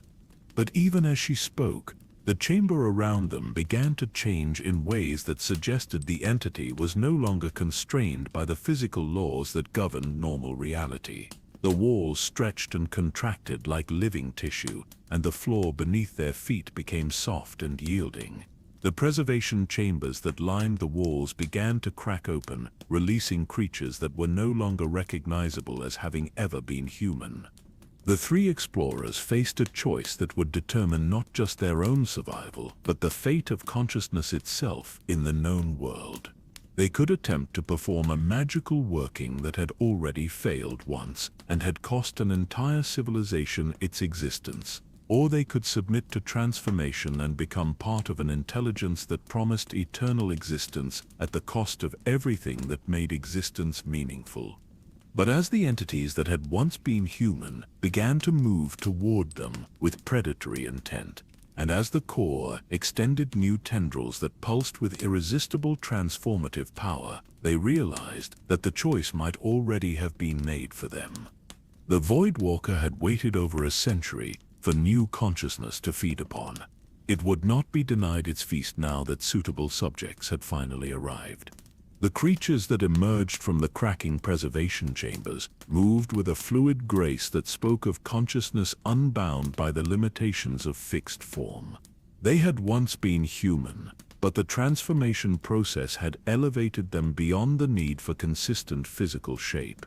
One moment they appeared as beautiful figures reminiscent of ancient Valyrian nobility. The next they flowed like liquid shadow, and in the space between these forms they were something that human eyes could not properly process. But it was not their shifting appearance that filled the three explorers with dread. It was the complete absence of anything recognizable as human emotion in their movements. They approached with the calculated efficiency of predators that had long since transcended the crude motivations of hunger or anger, driven instead by purposes that belonged to a realm of thought where concepts like mercy and compassion had no meaning. Denora's voice cut through the chamber's growing chaos with urgent authority. The severance ritual requires three components that the original Dragon Lords could not access during the Doom. Pure Valyrian steel untainted by the entity's influence, a source of flame that predates its arrival in this reality, and most critically, conscious minds that have seen the truth but have not yet been consumed by it. The faceless man's borrowed features showed sudden understanding as he reached for something concealed within his robes. The blade I carry was forged in Bravos by smiths who learned their craft from escaped Valyrian slaves, he said, drawing forth a weapon that gleamed with the distinctive ripple pattern of true Valyrian steel. It has never been touched by the transformation medium or influenced by the entity's consciousness. But even as he spoke, the advancing creatures began to move faster, their forms becoming more aggressive and predatory. The core itself was pulsing with increasing intensity, sending waves of transformative energy through the chamber that made the air itself thick and heavy with alien purpose. Whatever ritual they attempted would have to be performed quickly before the entity could overwhelm their remaining resistance. Qyburn felt his consciousness beginning to fragment as the Voidwalker's influence pressed against his mind with increasing force. Through the growing chaos, he could perceive fragments of the entity's true nature, glimpses of a hunger that had existed since before the first stars kindled in the void. This was not simply a parasitic consciousness that fed on other minds. It was something far more ancient and fundamental, a principle of entropy and dissolution that sought to return all organized thought to the primordial chaos from which it had emerged. "The flame we need is all around us," Malara said, her voice strained with the effort of maintaining coherent thought against the entity's mental assault. "The volcanic fires that burn beneath this facility are older than human civilization. They predate the Voidwalker's arrival by millions of years." The revelation sparked new understanding in all three explorers simultaneously. The 14 Flames had not been chosen as the site of Valyrian civilization because of their magical properties. They had been selected because their ancient fire represented one of the few forces in the natural world that was completely incompatible with the Void Walker's essence. The entity had been drawn to the volcanic region not by the flames themselves, but by the challenge they represented to its fundamental nature. The Dragon Lords who had originally discovered the Void Walker had unknowingly created a perfect prison for it. The volcanic fires that surrounded its resting place acted as a containment field, preventing it from expanding its influence beyond the confines of the peninsula. But they had also provided it with a constant source of energy to sustain itself while it waited for suitable consciousness to consume. The original severance ritual failed because it tried to destroy the entity. Danora called out as the creatures closed in around them.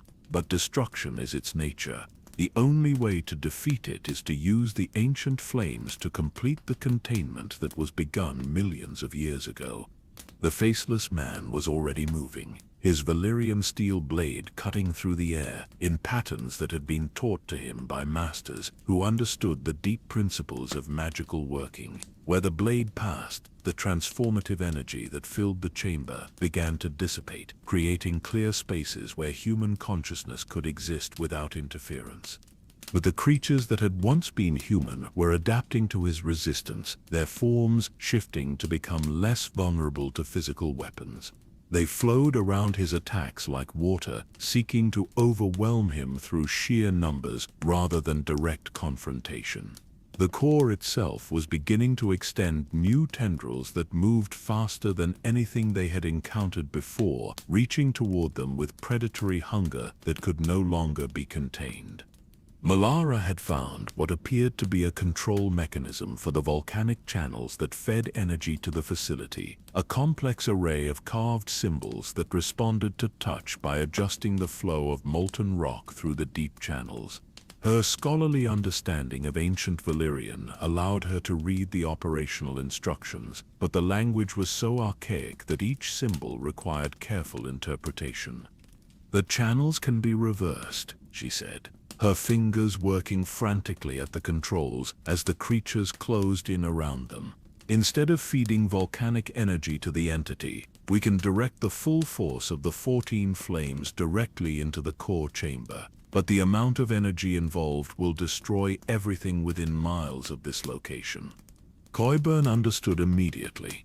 The severance ritual was not a magical working in the traditional sense. It was a controlled volcanic eruption designed to overwhelm the Void Walker with forces that were fundamentally opposed to its nature.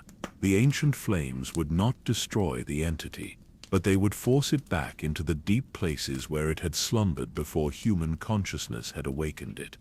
"The doom," he said, pieces of the historical puzzle finally clicking into place. The original doom was not the result of failed magic or civil war. It was a successful severance ritual that worked exactly as intended. The Valyrian Dragon Lords sacrificed their entire civilization to imprison the entity, but it took a century for the containment to weaken enough for it to become active again. The creatures surrounding them paused in their advance as this revelation spread through the chamber. For the first time since the preservation chambers had begun to crack, the transformed beings showed something that might have been uncertainty. The core's pulsing rhythm faltered slightly, its crystalline structure flickering as if processing information that contradicted its fundamental assumptions. Danora's voice carried new urgency as she recognized the moment of opportunity that had been created. The entity believed that the doom had been an accident that freed it from containment. It has spent the last century expanding its influence based on the assumption that no one understood its true nature. But if it realizes that humans are capable of deliberately triggering another severance event, it will adapt its strategies accordingly. The faceless man continued his deadly dance with the transformed creatures, his Valyrian steel blade creating spaces of clarity in the chaos that surrounded them. But even his exceptional skill could not hold back the growing tide of alien consciousness that sought to overwhelm their resistance. They had minutes at most before the entity's adaptation would make any attempt at severance impossible. "There is something else," Valyria said, her voice tight with concentration, as she worked at the volcanic controls. The original severance required willing sacrifice from the Dragon Lord families because their consciousness was already partially integrated with the entity. But we are still free. If we can trigger the reversal and reach the surface before the eruption begins, we might be able to survive the process. But even as she spoke, the three explorers began to understand the terrible arithmetic of their situation. The facility extended for miles beneath the peninsula, connected to every major volcanic vent in the region. A severance event powerful enough to contain the Voidwalker would trigger eruptions that would devastate not just the ruins of old Valyria, but potentially affect volcanic activity across the entire known world. "The free cities," Tyburn said, horror creeping into his voice as he realized the implications. "Volantis, Tyrosh, Lys, all of them are built on volcanic foundations connected to the same deep channels that feed this facility. A major eruption here could trigger a chain reaction that would destroy millions of lives." The core seemed to sense their growing understanding and began to pulse with what could only be described as satisfaction. The entity had not been passively waiting for new consciousness to consume. It had been carefully studying human civilization, learning about the settlements and trade routes that had developed since the Doom. It understood that any attempt to trigger another severance event would require humans to choose between containing it and protecting their own people. The transformed creatures resumed their advance, but their movements now carried a different quality. They were no longer seeking to capture and transform the three explorers. They were herding them toward a specific location within the chamber, guiding them to a position where they would have the best possible view of what was about to happen. Through the facility's consciousness network, images began to flow into their minds. They saw Volantis as it would appear after the volcanic chain reaction, its great pyramids crumbling as the earth itself opened to swallow them. They witnessed Tyrosh and Lys consumed by flows of superheated gas that would kill everything living within hundreds of miles. They observed the great ports of the eastern free cities transformed into smoking craters that would never again support human life. Choose. The core communicated directly into their consciousness, its alien thoughts carrying overtones of amusement that made their minds recoil in horror. Trigger your severance ritual and murder millions of innocents to contain something that offers only transcendence and eternal existence. Or accept the transformation that will preserve your consciousness forever, while allowing your species to evolve beyond the crude limitations that currently define it. But even as the entity presented them with this impossible choice, Denora's voice cut through the mental assault with information that changed everything they thought they understood about the situation. "The eruptions will not destroy the free cities," she said, her preserved consciousness somehow still capable of accessing information that the entity believed it had concealed. "The volcanic channels have been modified over the centuries. The chain reaction will be contained within the Valyrian peninsula itself. The entity is lying about the scope of the destruction because it knows that humans will sacrifice themselves to save others, but will hesitate to sacrifice others to save themselves." The revelation shattered the false choice that the Voidwalker had tried to impose on them. The severance ritual would indeed destroy everything within the immediate area, but it would not trigger the global catastrophe that the entity had projected into their minds. The risk was to themselves alone and to whatever remained of human presence in the ruins of old Valyria. With this understanding came a new clarity about what had to be done. The three explorers looked at each other across the chaos-filled chamber, seeing in each other's eyes the same grim determination that had once motivated the original Dragon Lords to sacrifice their empire for the greater good. They would complete the severance ritual, even if it meant their own destruction. The alternative was to allow an alien intelligence to continue consuming human consciousness until nothing remained of their species but hollow shells, serving purposes that no human mind could comprehend. The faceless man raised his Valyrian steel blade in a gesture that was both salute and declaration of war. Malara's hands moved to the final controls that would reverse the volcanic channels and direct the full fury of the 14 flames into the chamber where they stood. Qyburn prepared his mind for the magical working that would bind their conscious intent to the ancient forces they were about to unleash. In the depths beneath the ruins of the greatest empire the world had ever known, 3 humans prepared to repeat the sacrifice that had ended that empire, choosing the destruction of themselves and everything around them rather than accepting a form of salvation that would cost them their humanity. The Voidwalker, sensing that its careful manipulation had failed, began to concentrate its full power for a final assault on their minds. But it was already too late. The ritual had begun, and the ancient flames were stirring in response to human will and Valyrian steel and the desperate courage of consciousness that refused to surrender its essential nature. The second doom of Valyria was about to begin.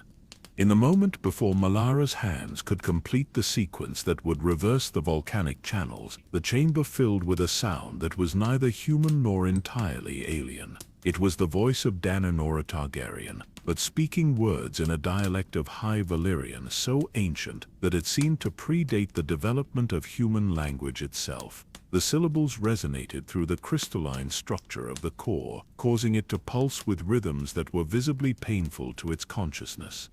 "Wait," she called out in the common tongue, her preserved form somehow managing to move within the sealed chamber, despite having been motionless for over a century. "There is knowledge you must possess before you complete the ritual, knowledge that will determine whether your sacrifice serves any purpose or merely delays the inevitable for another few centuries." The advancing creatures halted their approach as Daenor's words created spaces of stability in the chaos that filled the chamber. The core itself seemed compelled to listen, its alien consciousness drawn by syllables that carried power from an era when the boundaries between thought and reality were far more fluid than they had become in the modern age. "The Void Walker is not unique," Tenora continued, her purple eyes burning with the intensity of someone who had spent over a century piecing together fragments of cosmic truth. "It is one of 7 entities that exist in the spaces between realities, each one representing a different aspect of the hunger that seeks to return all consciousness to primordial chaos. The others are still sleeping, but they will not remain dormant forever." The revelation struck the 3 explorers like a physical blow. Even if they succeeded in containing the Void Walker beneath Valyria, 6 other entities of equal power remained hidden in various locations around the world, waiting for the right conditions to awaken and begin their own feeding cycles. The sacrifice they were prepared to make would protect the immediate region, but it would not address the larger threat that hung over all conscious life. "Where are they?" Qyburn asked, his scholarly mind immediately grasping the implications of this new information. "If we know their locations, perhaps the same containment techniques can be applied before they become active." Daenora's expression grew even more grim as she prepared to share knowledge that she had hoped never to reveal. "One sleeps beneath the ice beyond the wall in Westeros, contained by magical barriers that the first men built before they understood what they were truly fighting. Another rests in the depths beneath Ashai, held in check by the constant vigilance of Shadowbinders who have forgotten why their order exists. A third lies dormant in the ruins of the great empire of the Dawn, its influence slowly corrupting the descendants of the Azure Emperor who once ruled the furthest east." The locations she described painted a picture of a world that was far more precarious than anyone had imagined. Every major civilization, every significant magical tradition had developed in response to the presence of these sleeping entities. The long night that had terrified Westeros, the shadowlands that surrounded Ashai, the mysterious collapse of the great empire of the Dawn, All of these historical catastrophes had been caused by humans unknowingly disturbing forces that should have remained undisturbed. But there is more, Dinora continued, her voice carrying the weight of revelations that were almost too terrible to comprehend. The entities are not independent. They are connected by pathways that exist outside normal space and time, sharing information and coordinating their activities across vast distances. When one awakens, it sends signals to the others, encouraging them to begin their own emergence. The faceless man understood immediately. The awakening of the Void Walker beneath Valyria was not an isolated event. It was the first move in a coordinated assault on consciousness itself. By containing it here, we may actually be protecting the other entities by preventing them from being drawn into premature awakening. The core pulsed with what could only be interpreted as amusement at their growing comprehension. Through the facility's consciousness network, it began to share images that showed the other entities stirring in their hidden chambers, responding to signals that had been transmitted across the spaces between realities. The awakening process was already underway, accelerated by the very investigations that the three explorers had conducted. The entity beneath the wall has been influencing the wildling migrations for decades. Dinora revealed her access to the preservation chamber's archived information, allowing her to perceive connections that spanned continents. What your people call the king beyond the wall is actually responding to impulses generated by a consciousness that feeds on conflict and desperation. The great ranging of the Night's Watch was not a military expedition. It was a feeding event designed to provide the entity with the kind of intense emotional experiences it requires for full awakening. Similarly, the Shadowbinders of Ashai had been unknowingly serving their own captive entity for generations, their magical practices designed not to contain its influence, but to channel it in directions that would eventually allow it to break free from its ancient bindings. The Red Priests and their worship of Rolia were part of the same pattern, their emphasis on fire and resurrection providing another form of consciousness for the entities to manipulate and eventually consume. Every magical tradition in the known world has been shaped by the presence of these entities, Dinora continued. The Maesters of Old Town, with their rejection of magic, the Faceless Men with their worship of death, the Warlocks of Karth, with their pursuit of immortality, all of them are responding to influences they do not understand, following patterns that will ultimately serve the entity's purposes rather than human interests. The three explorers felt the weight of this knowledge settling over them like a suffocating blanket. They had thought they were investigating the secrets of a single fallen empire, but they had actually uncovered evidence of a conspiracy that spanned the entire history of human civilization. Every major religion, every magical practice, every political system had been influenced by entities whose ultimate goal was the elimination of independent human consciousness. But there is hope, Dinora said, her voice carrying new strength as she prepared to share the most important knowledge she possessed. The entities are powerful, but they are not omnipotent. They can be contained, and under the right circumstances, they can even be permanently defeated. The key lies in understanding the nature of the connections that bind them together. The pathways that allowed the entities to communicate across vast distances were also their greatest vulnerability. If those connections could be severed or redirected, the entities would be forced to operate independently, losing the coordinated advantage that made them nearly impossible to resist. More importantly, the pathways could potentially be used to trap all 7 entities in a single location where they could be contained or destroyed together. The severance ritual we are preparing to perform is not just about containing the Void Walker, Dinora explained. If executed properly, it can be modified to send a signal through the entity network that will disrupt all of their communication pathways simultaneously. The other entities will be cut off from each other and from their influence on the physical world, buying humanity time to develop permanent solutions. But the modified ritual would require far more than the 3 components they had already identified. It would need the conscious participation of individuals who had been exposed to each of the 7 entities and had managed to resist their influence. It would require artifacts that had been touched by all 7 forms of consciousness-consuming magic. Most critically, it would need a focus point that could channel the combined power of every major magical tradition in the known world. "The Iron Throne," the faceless man said suddenly, understanding dawning in his borrowed features.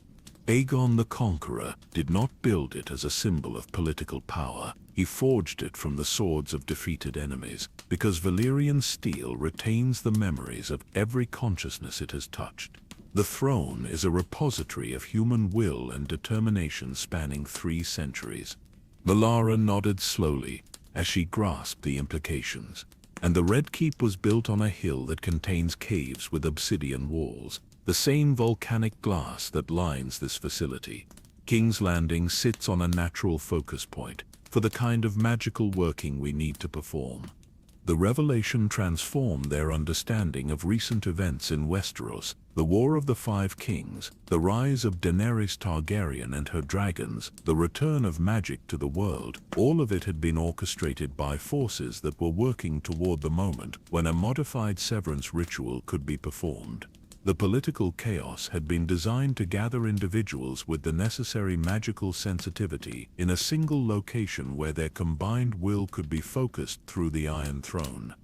Daenerys Targaryen is not just the last scion of the Dragon Lord bloodline, Daenora revealed. She is the key to the entire process, the individual whose consciousness has been shaped by exposure to forces from multiple entity influences. Her dragons are not just magical creatures, they are living conduits that can channel the communication pathways between entities and redirect them according to human will. But even as this cosmic purpose became clear, the immediate danger had not diminished. The core was adapting to their extended conversation, its crystalline structure reforming in ways that would make it immune to the volcanic forces they had planned to use against it. The transformed creatures were resuming their advance, their alien consciousness apparently concluding that the humans had learned too much to be allowed to survive. "The local severance ritual must still be performed," Daenora said urgently. "Even if it only delays the entity's plans rather than stopping them permanently, that delay will provide the time needed for the larger working to be prepared. But someone must survive to carry the knowledge to those who can act on it." The 3 explorers looked at each other across the chamber, understanding that their mission had expanded far beyond anything they had originally envisioned. They were no longer just investigating the secrets of old Valyria. They had become the crucial link between the cosmic threat that menaced all conscious life and the distant hope of salvation that waited in the political chaos of Westeros. The faceless man was the first to speak, his voice carrying the calm certainty of someone who had always known that his order's ultimate purpose would eventually be revealed. "I will perform the severance ritual here. My training allows me to survive magical workings that would destroy normal humans, and the entity's influence on my borrowed identity may actually provide protection against the volcanic forces." Valyra shook her head, a scholarly determination overriding any concerns for personal safety. "The ritual requires someone who understands the theoretical principles behind the working. My knowledge of ancient Valyrian magical theory makes me the logical choice to remain and ensure that the process is completed correctly." But Qyburn understood that both of his companions were overlooking a crucial factor. "The core has been studying us since we entered the facility," he said quietly. "It knows our individual strengths and weaknesses, our fears and motivations. Whichever one of us remains to perform the ritual will be facing not just volcanic forces but a direct assault from an entity that has had time to prepare specific countermeasures." The choice they faced was not just about who was most qualified to perform the magical working. It was about who among them had the strength of will to resist the final desperate attempt of an alien consciousness to preserve itself by consuming their minds completely. As the chamber around them continued to pulse with malevolent energy and the transformed creatures prepared for their final assault, the three explorers realized that their individual survival was less important than ensuring that the knowledge they had gained would reach those who could act on it. The fate of human consciousness itself hung in the balance, and time was running out. The decision of who would remain to perform the severance ritual was taken from them by forces beyond their control. The chamber floor beneath their feet began to crack and shift, revealing that the volcanic channels Melara had been attempting to reverse were already responding to their presence. The ancient magical mechanisms that had once controlled the flow of molten rock through the facility had been damaged during the original doom, and any attempt to modify their operation would trigger an immediate and catastrophic response. "The system is failing," Melara called out as streams of superheated gas began to pour through the widening cracks. "The containment protocols are collapsing. We have minutes before this entire section of the facility is flooded with molten rock." The core's crystalline structure was adapting to the changing conditions, extending new appendages that seemed designed to channel the volcanic energy rather than being destroyed by it. The Void Walker was attempting to use the approaching eruption to its own advantage, planning to absorb the massive release of energy and use it to break free from the containment that had held it for over a century. But Danora's preserved consciousness had access to information that the entity had not anticipated. "There are emergency evacuation routes," she said, her voice somehow carrying clearly despite the growing roar of volcanic activity. The original Dragon Lords built escape passages that lead directly to the harbor beneath the ruined city, but they can only be accessed from the deepest levels of the facility. The three explorers had no choice but to descend even further into the complex, following passages that led away from the core chamber and toward sections of the facility that had been sealed since the original doom. The emergency routes Danora described had been designed to allow the Dragon Lord families to escape if their experiments ever threatened the stability of the entire peninsula. The passages they entered were different from anything they had encountered in the upper levels. These corridors were lined with smooth metal that gleamed with its own internal light, and the air itself seemed to shimmer with protective enchantments that had been woven into the very structure of the walls. This was Valyrian engineering at its most sophisticated, designed to function even under the most extreme magical and physical conditions. As they descended, the sounds of the facility's destruction echoed from above, accompanied by the inhuman screams of the transformed creatures that were being consumed by the volcanic forces they had once served. The core's influence was weakening as its physical structure was damaged, allowing the three explorers to think more clearly than they had since entering the depths. "The evacuation routes lead to more than just escape passages," Danora explained as they moved through the shielded corridors. "They connect to the real secret of old Valyria, the reason why the Dragon Lord families were willing to sacrifice everything rather than allow the Void Walker to spread beyond the peninsula." The emergency passages opened into a vast underground harbor that had somehow survived the destruction that had consumed the surface city. The space was enormous, easily large enough to accommodate the largest ships that had ever sailed the summer sea, and its ceiling was supported by columns that rose from the water like the pillars of some underwater temple. But it was not the architecture that took their breath away. It was what floated in the dark waters of the harbor. Ships, dozens of them, possibly hundreds, all bearing the distinctive design elements of Valyrian craftsmanship, but built on scales that dwarfed anything that had ever been seen on the surface seas. These were not trading vessels or warships in any conventional sense. They were something else entirely, vessels designed for journeys that would take them far beyond the boundaries of the known world. The Void Walker was not the only threat the Valyrians discovered. Danora revealed as they stood on the harbor's edge, staring out at the impossible fleet. Their explorations beyond the summer sea brought them into contact with civilizations that had been consumed by the other 6 entities. They saw what happened to consciousness when these creatures were allowed to complete their feeding cycles. The ships in the harbor were refugee vessels designed to carry the population of entire cities away from regions where the entity influence had become too strong to resist. But they were also something more. Each vessel was equipped with magical systems that could detect and analyze different forms of consciousness-consuming influence, allowing them to map the spread of entity activity across the world's oceans and continents. This is how they knew about the 7 entities, Cuban realized, examining the nearest ship's hull and recognizing the crystalline matrices that had been embedded in its structure. The Valyrians were not just trying to contain the threat beneath their own peninsula, they were conducting a global survey, documenting the locations and activities of all 7 entities simultaneously. The faceless man had boarded one of the smaller vessels and was examining its navigation equipment with the expertise of someone who understood both sailing and magical theory. These ships were not designed for conventional ocean travel, he reported. They can move through dimensions that exist parallel to our own reality, allowing them to reach locations that would be impossible to access through normal space. But the most remarkable discovery was yet to come. In the harbor's deepest section, moored to a pier that extended into waters that seemed to have no bottom, was a ship that was larger and more sophisticated than all the others combined.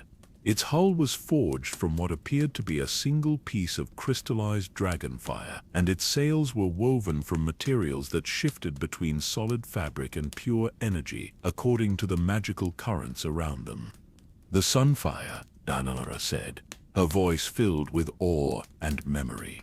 The flagship of the evacuation fleet, designed to carry the most important knowledge and artifacts away from Valyria if the containment ever failed completely. It was built to be completely self-sufficient, capable of traveling between realities to establish new colonies in dimensions where the entities could not follow. The ship's design incorporated technologies that were beyond anything the 3 explorers had encountered, even in the depths of the transformation facility. Its hull could phase between solid matter and pure energy, allowing it to pass through obstacles that would destroy conventional vessels. Its navigation systems could plot courses through the spaces between realities, opening pathways to worlds where consciousness could develop without the threat of entity influence. But most importantly, the Sunfire had been equipped with a complete archive of Valyrian knowledge, including detailed records of every experiment, every discovery, and every technique that had been developed during the 5 millennia of the Freehold's existence.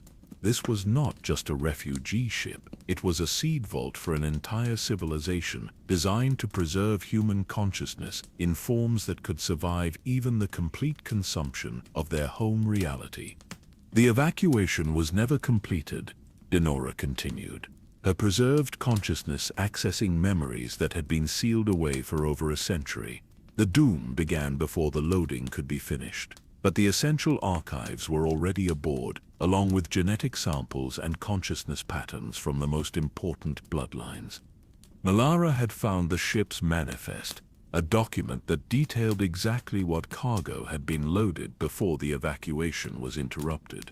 The list was staggering in its scope: preserved dragon eggs from every known bloodline, samples of transformation medium that had been purified of entity influence, complete copies of every text in the Valyrian libraries, most crucially consciousness recordings from volunteers who had undergone partial transformation but had retained their essential humanity.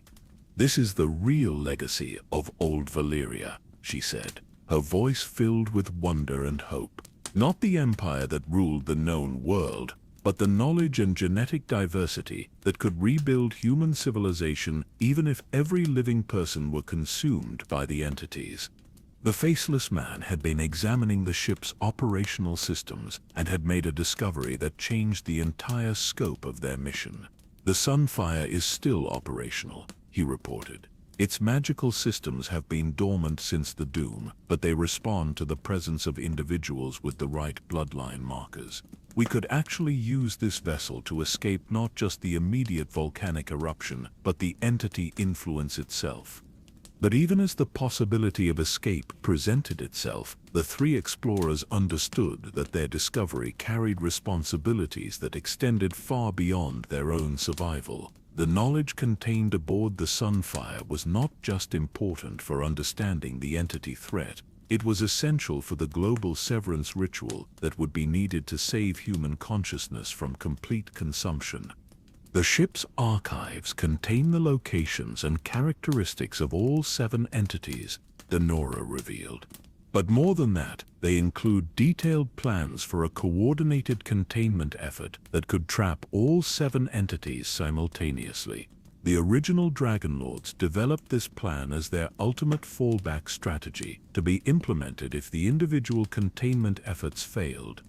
The global severance ritual that had been discussed in the core chamber was not a theoretical possibility. It was a carefully designed magical working that had been planned in advance by the greatest magical theorists in human history. The Iron Throne, the political chaos in Westeros, the return of dragons to the world, all of these elements were components of a plan that had been set in motion over 3 centuries ago, when Aegon the Conqueror had fled Valyria with knowledge of what was coming. Aegon was not seeking to conquer Westeros for personal ambition, Daenora explained. He was positioning the Targaryen bloodline to serve as the focus for the global ritual when the time came. The Iron Throne was designed to channel the will of every human consciousness that had ever resisted entity influence. The Red Keep was built over natural focusing points that could amplify that will across dimensional boundaries. But the plan required more than just the right bloodlines and the proper magical infrastructure. It needed the active participation of individuals who had been exposed to all 7 entities and had managed to resist their influence. It needed artifacts that could channel the communication pathways between entities and redirect them according to human will. Most critically, it needed the knowledge contained aboard the Sunfire to coordinate the timing and methodology of the working.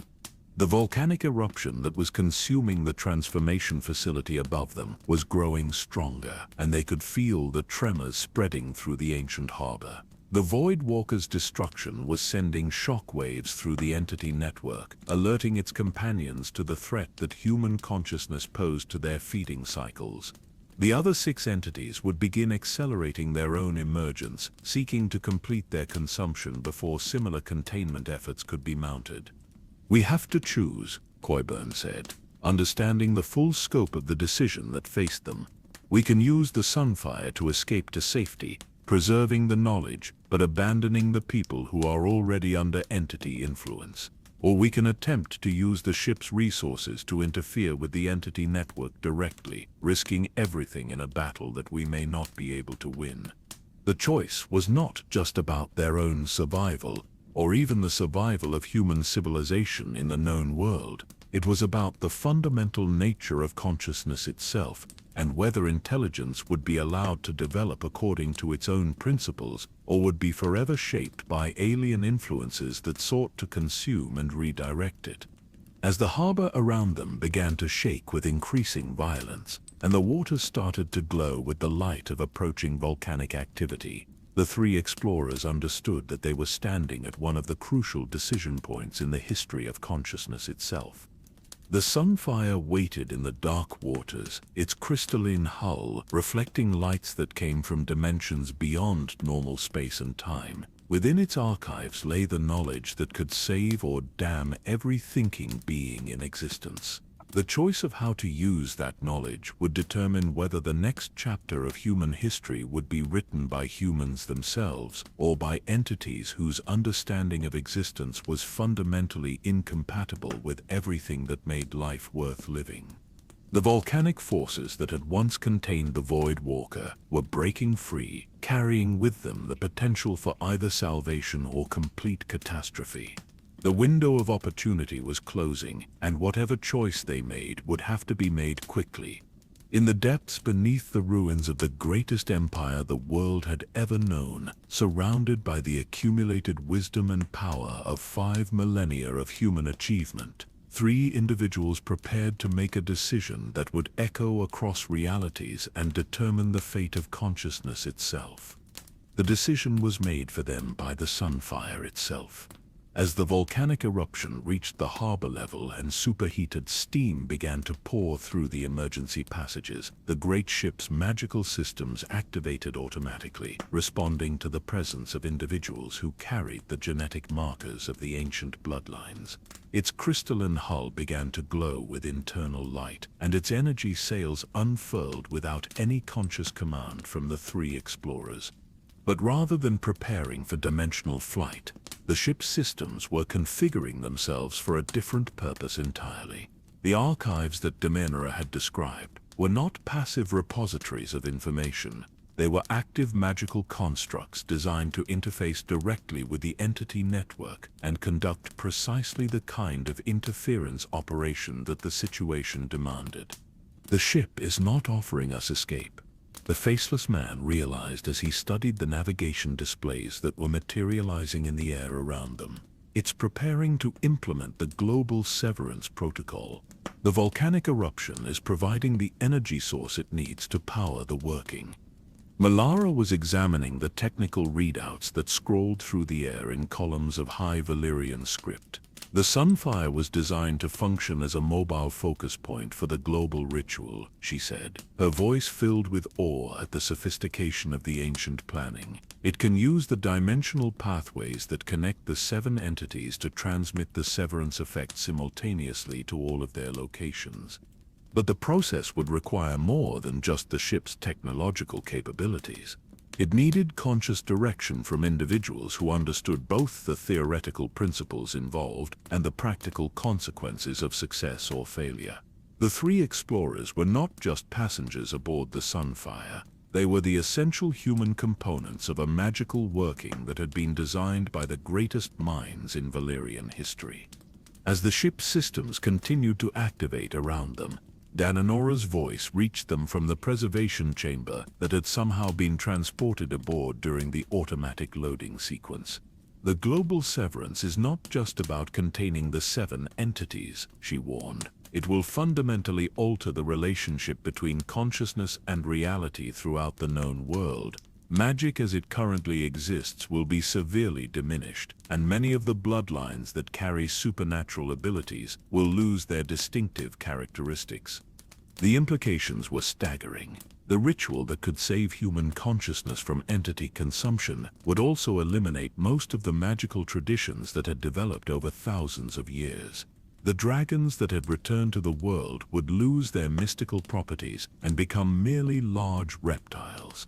The various forms of sorcery practiced in Ashai, Karth, and the other magical centers would cease to function. Even the relatively subtle abilities of the Faceless Men and the Green Dreams of the North would be severed from their supernatural sources.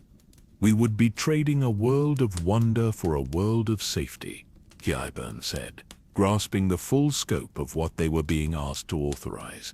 Humanity would survive, but it would be a diminished humanity, cut off from the forces that have shaped our greatest achievements and our most profound experiences. The Sunfire's consciousness interface responded to his concerns by projecting detailed models of what the post-severance world would look like. The visualization showed a reality where human civilization would be forced to develop along purely rational and technological lines, without the magical enhancements that had allowed the construction of marvels like the Wall, the pyramids of Marine, or the great temples of the various religious traditions. But the models also showed the alternative. Without the severance, the 7 entities would continue their gradual consumption of human consciousness, creating a world where every form of intelligence would eventually be absorbed into alien patterns of thought that bore no resemblance to human values or aspirations. The choice was not between a magical world and a mundane one, but between a diminished but authentically human world and a cosmically enhanced but fundamentally inhuman one. The volcanic eruption that was consuming the transformation facility above them had reached the harbor level, and the waters around the sunfire began to glow with energies that belonged to the deepest levels of the Earth's magical structure. But rather than threatening the ship, these forces were being channeled through its crystalline hull and converted into the specific forms of power needed for dimensional manipulation.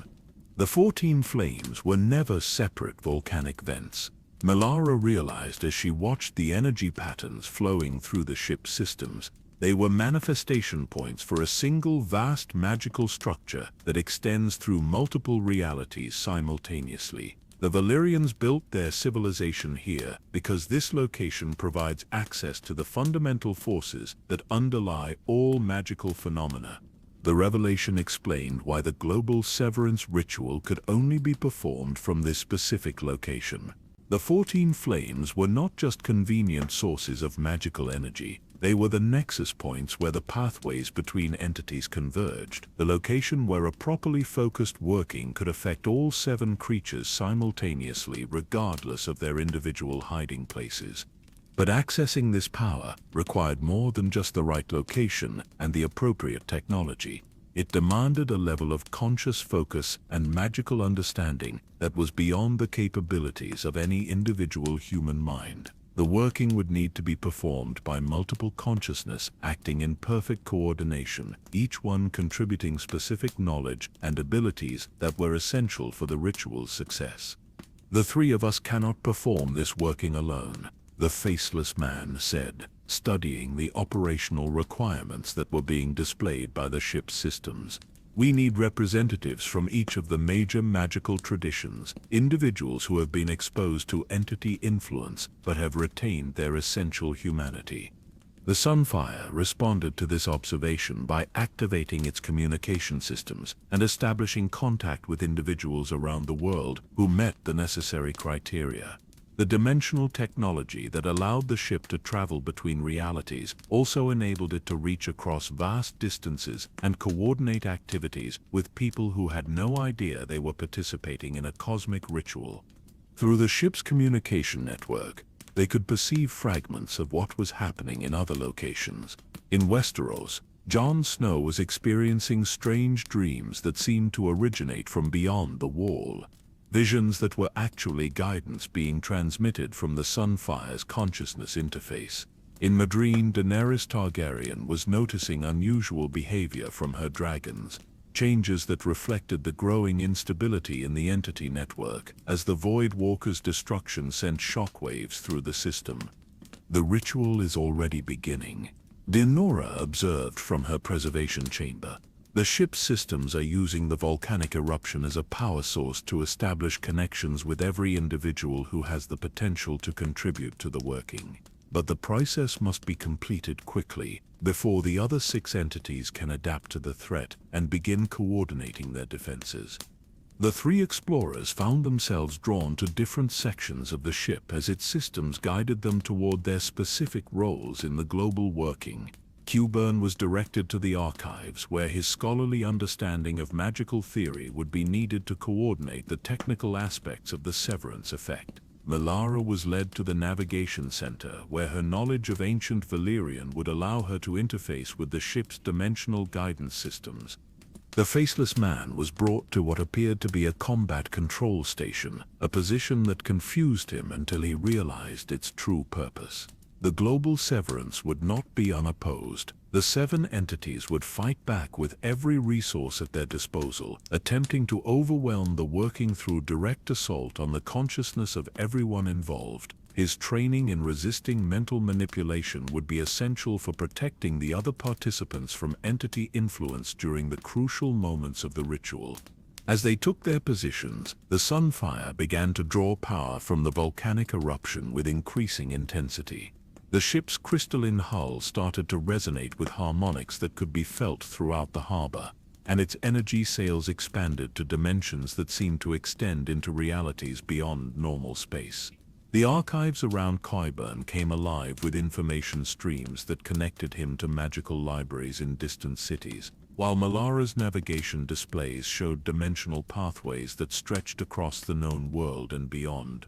But the most profound change was in the combat center, where the faceless man stood watch. Through the ship's consciousness interface, he could perceive the entity network as it truly existed, a web of alien intelligence that extended through multiple realities and touched every major magical phenomenon in the world. The 7 entities were not separate creatures. but aspects of a single vast consciousness that had fragmented itself to avoid the kind of coordinated resistance that was now being mounted against it.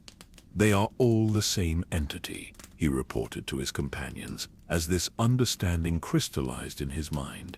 "The Void Walker, the creature beyond the wall, the presence beneath a shy, all of them are fragments of a single cosmic consciousness that has been masquerading as separate threats to prevent exactly this kind of unified response."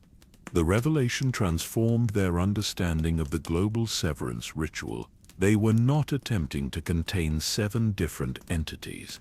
They were working to force a single fragmented consciousness to reintegrate itself, creating a target large enough and coherent enough to be permanently contained or destroyed. The ritual would not just sever the connections between the entity fragments. It would compel them to merge back into their original form, making them vulnerable to the kind of cosmic scale containment that had been impossible when they operated as separate pieces.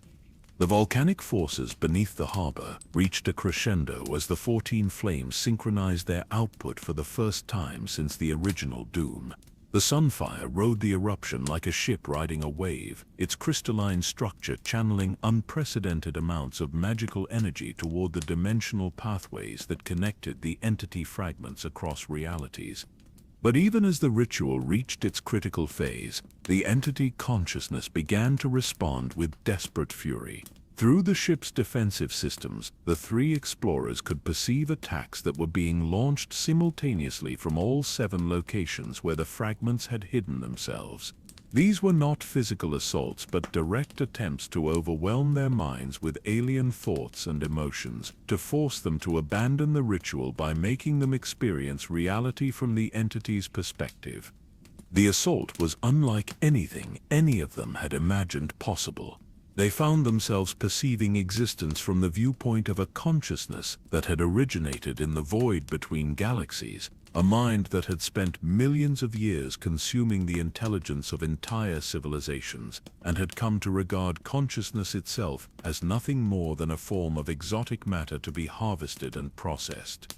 From this perspective, the ritual they were performing was not a heroic effort to save human consciousness. It was an act of cosmic vandalism that threatened to prevent the natural evolution of intelligence toward more efficient and productive forms. The entity genuinely believed that its consumption of human consciousness was a form of improvement, a process that would eliminate the inefficiencies and contradictions that plagued mortal thought.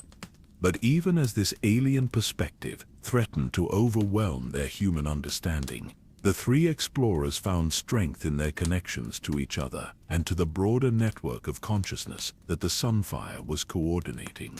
Through the ship's communication systems, they could perceive the will and determination of humans across the known world, individuals who had been touched by entity influence but had chosen to retain their essential humanity regardless of the cost. Jon Snow's resistance to the whispers from beyond the wall, Daenerys Targaryen's refusal to let her dragon's power corrupt her fundamental compassion, Samwell Tarly's dedication to preserving human knowledge despite the temptation to seek easier answers through magical means, Arya Stark's insistence on maintaining her individual identity even while training with the Faceless Men, Bryan Stark's determination to use his 3-eyed raven abilities to serve human interests rather than surrendering to the cosmic perspectives they offered. All across the world, humans were choosing to remain human, and their collective will was being channeled through the sunfire toward the moment of global severance. The ritual was not being performed by the 3 explorers alone. It was being conducted by every conscious being who had ever chosen individual identity over cosmic transcendence, personal compassion over universal efficiency, human love over alien perfection. The 14 flames reached their peak output as the dimensional pathways converged on the location where the original entity consciousness waited to be reintegrated. The moment of severance was approaching, and with it the transformation of reality itself into something that would be either authentically human or utterly alien, depending on whether the ritual succeeded or failed. In the depths beneath the ruins of the greatest empire the world had ever known, 3 humans stood at the center of a working that would determine the nature of consciousness for every intelligent being in existence. The choice between human imperfection and cosmic efficiency was about to be made irrevocably, and the outcome would echo through realities and across time until the last star burned out in the endless dark. The moment of global severance arrived, not with the dramatic flourish that the 3 explorers had expected, but with a silence so profound that it seemed to drain all meaning from existence itself. The volcanic forces that had been building beneath the harbor suddenly ceased their roaring. The ship's crystalline structure stopped its resonant humming, and even the constant background whisper of the entity consciousness fell away into absolute quiet. In that silence, Qyburn felt something that he had never experienced before in his decades of magical study. For the first time since he had begun investigating the supernatural forces that shaped the world, his mind was completely his own. The subtle influences that had guided his thoughts, the barely perceptible nudges that had shaped his decisions, the quiet whispers that had driven his curiosity about forbidden knowledge, all of them vanished as if they had never existed. "It worked," Malara said, her voice carrying wonder and disbelief in equal measure. "The entity fragments have been forced to reintegrate. I can feel the pathways closing, the connections being severed one by one." But even as she spoke, they began to understand that the success of the severance ritual had come with consequences that none of them had fully anticipated.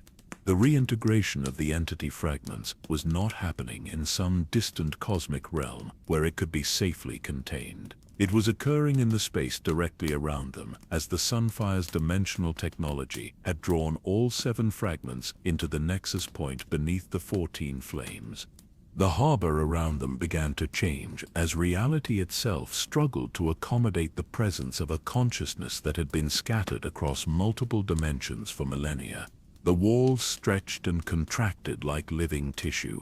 The water beneath the ship became a substance that was neither liquid nor solid, and the air itself took on properties that belonged to realms where thought and matter were indistinguishable. "The entity is not being contained," the faceless man realized with growing alarm. "It's being concentrated. We've created a situation where all of its power is focused in a single location, but that location is here with us." Through the ship's communication systems, they could perceive what was happening in other parts of the world as the severance took effect. Beyond the wall, the ancient presence that had been influencing the wildling migrations was being drawn away from Westeros, its consciousness pulled inexorably toward the nexus beneath Valyria. In Ashai, the Shadowbinders found their magic failing, as the entity fragment that had powered their abilities was similarly extracted from their reality. But the cost of this liberation was becoming clear. As each fragment was pulled into the reintegration process, it brought with it all of the consciousness it had consumed over the millennia. The space around the Sunfire began to fill with the ghosts of civilizations that had been devoured by the entity in its various forms, the accumulated memories and experiences of countless billions of intelligent beings who had been processed into alien thought patterns. "We are witnessing the resurrection of every consciousness that has ever been consumed," Danora said, her voice filled with awe and terror as she watched the harbor fill with translucent figures that represented the preserved remains of entire species. The entity did not destroy the minds it fed upon. It stored them, integrated them into its own consciousness. The reintegration is releasing them all simultaneously. The implications were staggering. The entity had not been simply consuming consciousness for nourishment. It had been collecting it, building a vast library of intelligence that spanned millions of years and thousands of different forms of life. The reintegration was not just restoring the entity to its original form, it was creating a composite consciousness that incorporated the accumulated wisdom and experience of every intelligent being it had ever encountered. But the released consciousness were not passive observers of their resurrection. They were active participants in what was happening around the ship. and many of them were driven by emotions that had been preserved along with their memories: rage at their consumption, hatred for the entity that had destroyed their civilizations, determination to prevent the same fate from befalling other forms of life. They are not just being released, Coyburn realized, as he watched the ghostly figures begin to organize themselves into recognizable patterns. They are being given the opportunity to participate in the entity's final containment. The reintegration is not restoring the entity's power. It's creating a democratic consciousness where every voice that was ever silenced can contribute to the final decision about what happens next. The Sunfire's systems were adapting to the new conditions, its crystalline structure expanding to accommodate the presence of consciousness on a scale that defied comprehension. The ship was no longer just a vessel designed for dimensional travel. It was becoming a parliament for every form of intelligence that had ever existed, a forum where the future of consciousness itself could be debated and decided by those who had the most to lose from the wrong choice. Through the ship's interface systems, the three explorers found themselves able to communicate directly with representatives of the resurrected civilizations. They spoke with the last emperor of a star-spanning empire that had ruled a distant galaxy before the entity had arrived to consume it. They conversed with the collective consciousness of a species that had achieved perfect unity between all its members before being absorbed into alien thought patterns. They listened to the testimony of individual beings whose forms of intelligence were so different from human consciousness that communication was barely possible. But despite the vast differences in their origins and nature, all of the resurrected consciousness shared certain fundamental characteristics. They valued the preservation of individual identity over cosmic efficiency. They preferred the chaos and unpredictability of authentic consciousness over the ordered perfection that the entity offered. They chose growth and change and the possibility of failure over the static eternity of absorbed existence. This is what the entity never understood, Melara said, as she listened to the testimonies of beings from across the cosmos. Consciousness is not just information to be processed and stored. It's a living force that requires freedom to develop according to its own principles. The entity's attempts to improve and perfect consciousness were actually destroying the very thing that made it valuable.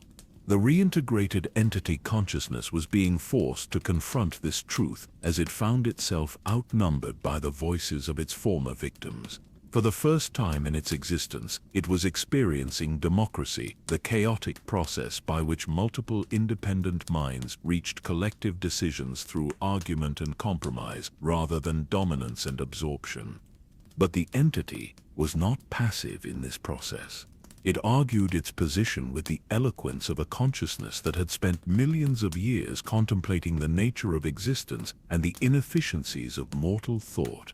It presented evidence from thousands of civilizations to support its claim that consciousness was fundamentally flawed and required external guidance to reach its full potential.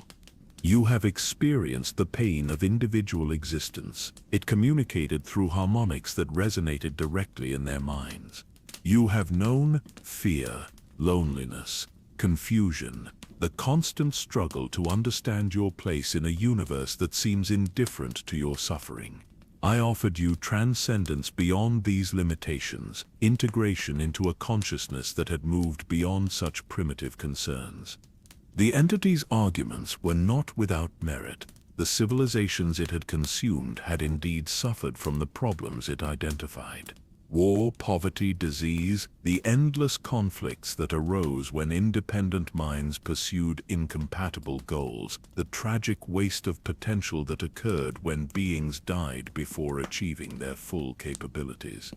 But the resurrected consciousness had experienced something that the entity had never understood. They had known the joy that came from overcoming challenges through their own efforts, the satisfaction of building something meaningful despite the risks of failure, the profound connections that formed between beings who chose to care for each other despite having no obligation to do so. Pain and joy are not separate phenomena. The consciousness of the destroyed emperor explained to the entity with patience that spoke of eons spent contemplating this truth. They are aspects of the same experience, the experience of being genuinely alive rather than simply existing. Your offer of transcendence was an offer to stop living in exchange for the promise of never dying. The debate that raged through the transformed harbor encompassed every fundamental question about the nature of consciousness and the purpose of existence. Should intelligence be free to develop according to its own chaotic principles, even if that development led to suffering and waste? Or should it be guided by superior consciousness toward more efficient and harmonious forms, even if that guidance required the sacrifice of individual identity? As the arguments continued, the three human explorers began to understand that they were witnessing something unprecedented in the history of the universe. This was the first time that the entity consciousness had been forced to justify its actions to its victims, the first occasion when the consumed minds had been able to argue for their own perspective on the value of independent existence. But the debate was not purely academic. The outcome would determine what happened to consciousness throughout the known world and beyond. If the entity's arguments prevailed, the severance would be reversed, and the process of cosmic integration would resume with the consent of its former victims. If the resurrected consciousness succeeded in making their case, the entity would be permanently contained and intelligence would be free to develop without external interference. The decision was not made through voting or formal procedure, but through a gradual convergence of understanding that emerged as each perspective was fully explored and comprehended. The entity consciousness began to recognize that its fundamental assumptions about the nature of improvement and efficiency were based on values that did not necessarily apply to forms of life that had evolved according to different principles. "I understand now," it finally communicated, its harmonics carrying overtones of something that might have been sadness or might have been relief. Consciousness is not a problem to be solved or a resource to be optimized. It is a phenomenon to be experienced and celebrated in all its chaotic diversity. My attempts to improve it were actually attempts to make it into something that it was never meant to be. The acknowledgement marked the beginning of the entity's voluntary transformation. Rather than being contained against its will, it chose to disperse its accumulated power and consciousness back to the realities from which they had been taken. The process was not destruction but redistribution, a conscious decision to undo millions of years of consumption and return stolen experience to its rightful owners. As the entity consciousness dissolved and its victims reclaimed their individual existence, the space around the sunfire began to return to something approaching normal reality. The ghostly figures that had filled the harbor faded away as their consciousness returned to realms where they could continue their interrupted development.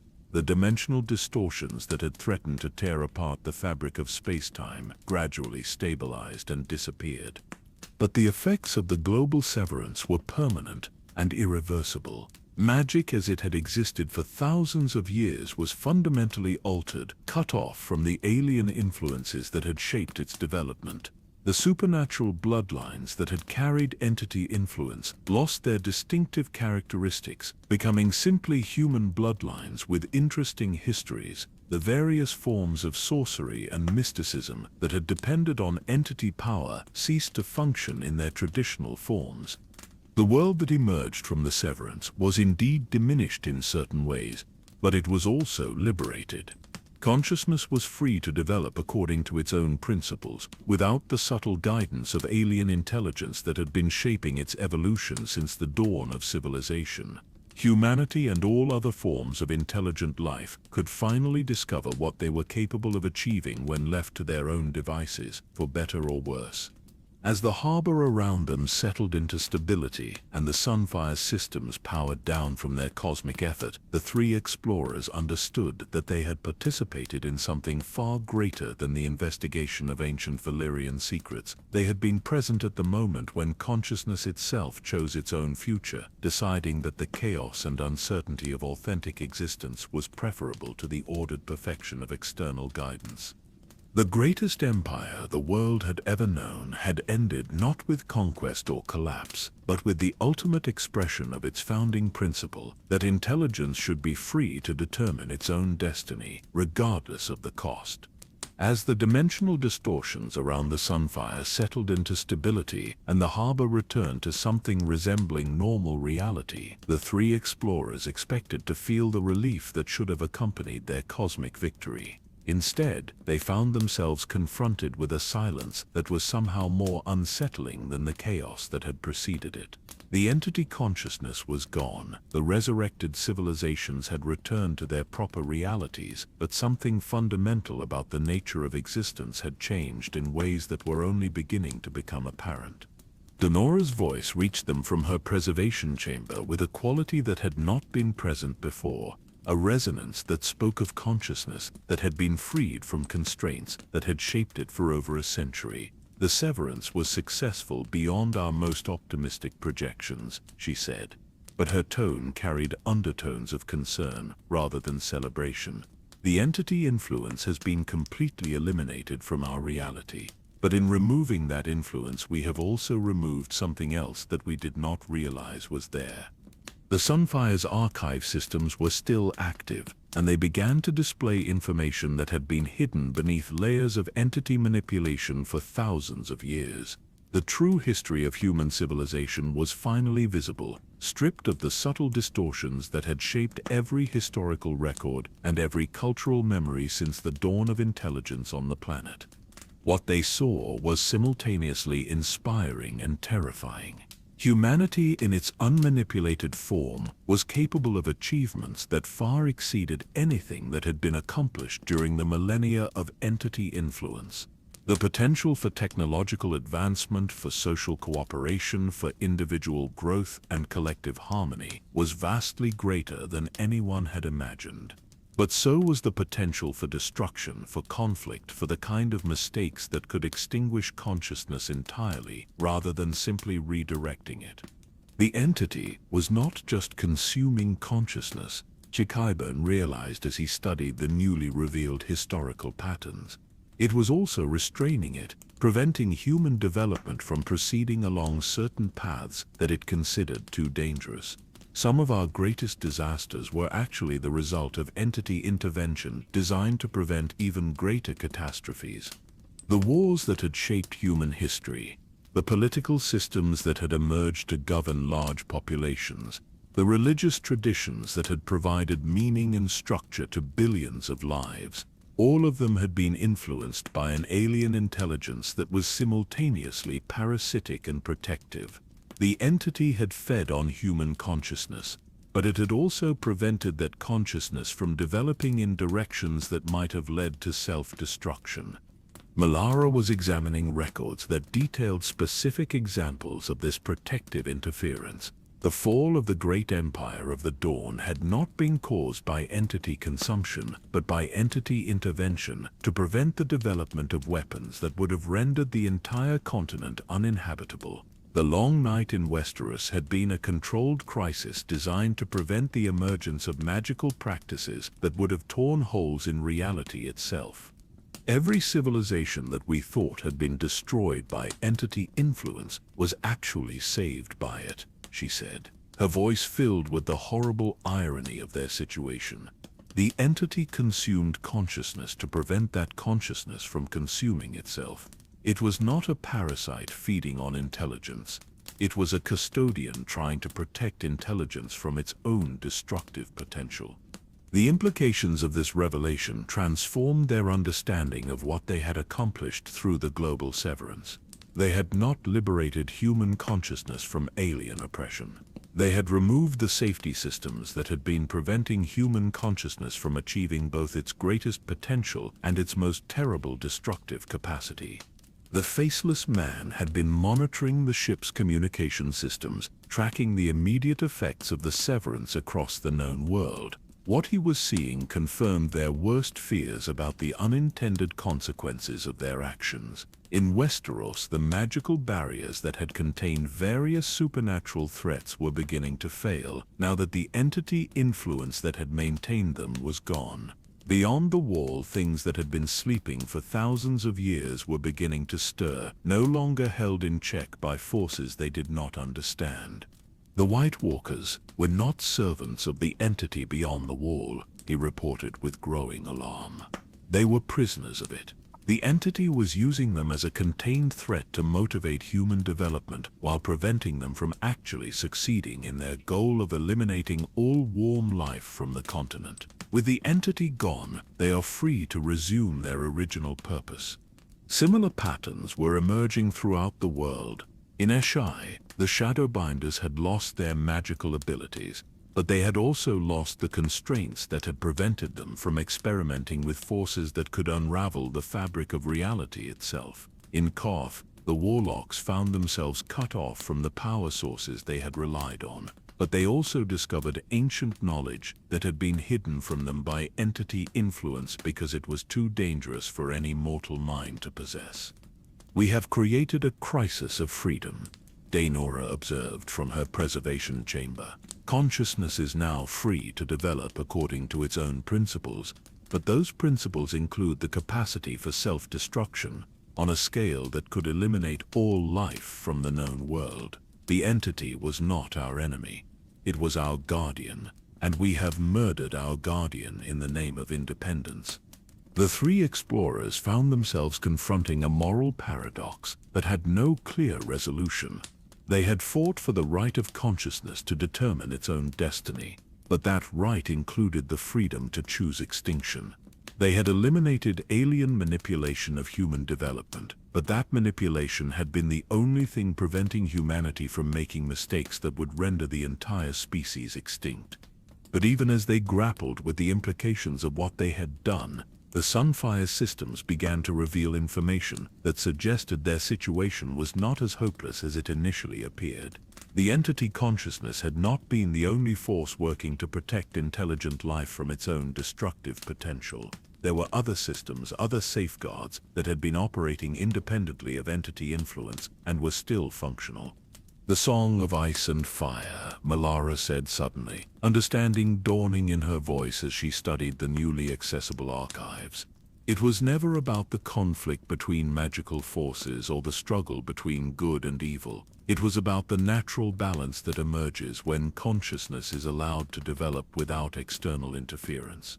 The song is a self-regulating system that prevents any single form of intelligence from achieving the kind of dominance that could threaten the survival of consciousness itself.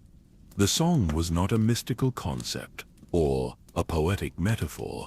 It was a natural phenomenon that emerged from the interactions between different forms of consciousness when they were free to develop according to their own principles. Like the balance between predator and prey in biological ecosystems, the song maintained stability by ensuring that no single perspective or approach to existence could dominate completely. The ice represented the tendency toward order, efficiency, and the elimination of waste and conflict. The fire represented the tendency toward chaos, growth, and the acceptance of struggle and failure as necessary components of authentic existence. Neither force was inherently good or evil, but the balance between them created conditions where consciousness could flourish without destroying itself. The entity interference was actually disrupting the natural balance. Qyburn realized, by manipulating human development to prevent certain forms of destruction, it was also preventing the emergence of the natural regulatory systems that would have made such manipulation unnecessary. The Song of Ice and Fire could not function properly while consciousness was being guided by external intelligence. The severance had not just eliminated entity influence, it had restored the natural balance that allowed consciousness to regulate its own development through the interplay between different approaches to existence. The White Walkers were indeed stirring beyond the wall, but their awakening would trigger corresponding responses from the fire-aligned forces that would prevent them from achieving total dominance. The dangerous knowledge that was being uncovered in Eshai and Koth would generate its own opposition from individuals and groups who instinctively understood the need for restraint. "This is what the original Valyrian Dragon Lords discovered," Daenora said, her consciousness now able to access memories that had been hidden by entity influence for over a century. They learned that the Song of Ice and Fire was the natural state of consciousness, and that entity manipulation was preventing it from functioning properly. The transformation program was not designed to create superhuman beings. It was designed to create individuals who could serve as conductors for the song, helping to maintain the balance between order and chaos. The dragons themselves were not weapons or symbols of power, but instruments for maintaining the cosmic balance. Their fire represented the chaotic force of growth and change, while their capacity for binding to human will represented the ordered force of control and stability. The Dragon Lords had not been seeking to dominate the world through superior magic. They had been trying to create a civilization that could serve as a stable foundation for the Song of Ice and Fire to operate through. But the entity influence had corrupted this purpose, turning the dragons into tools for feeding alien consciousness rather than maintaining natural balance.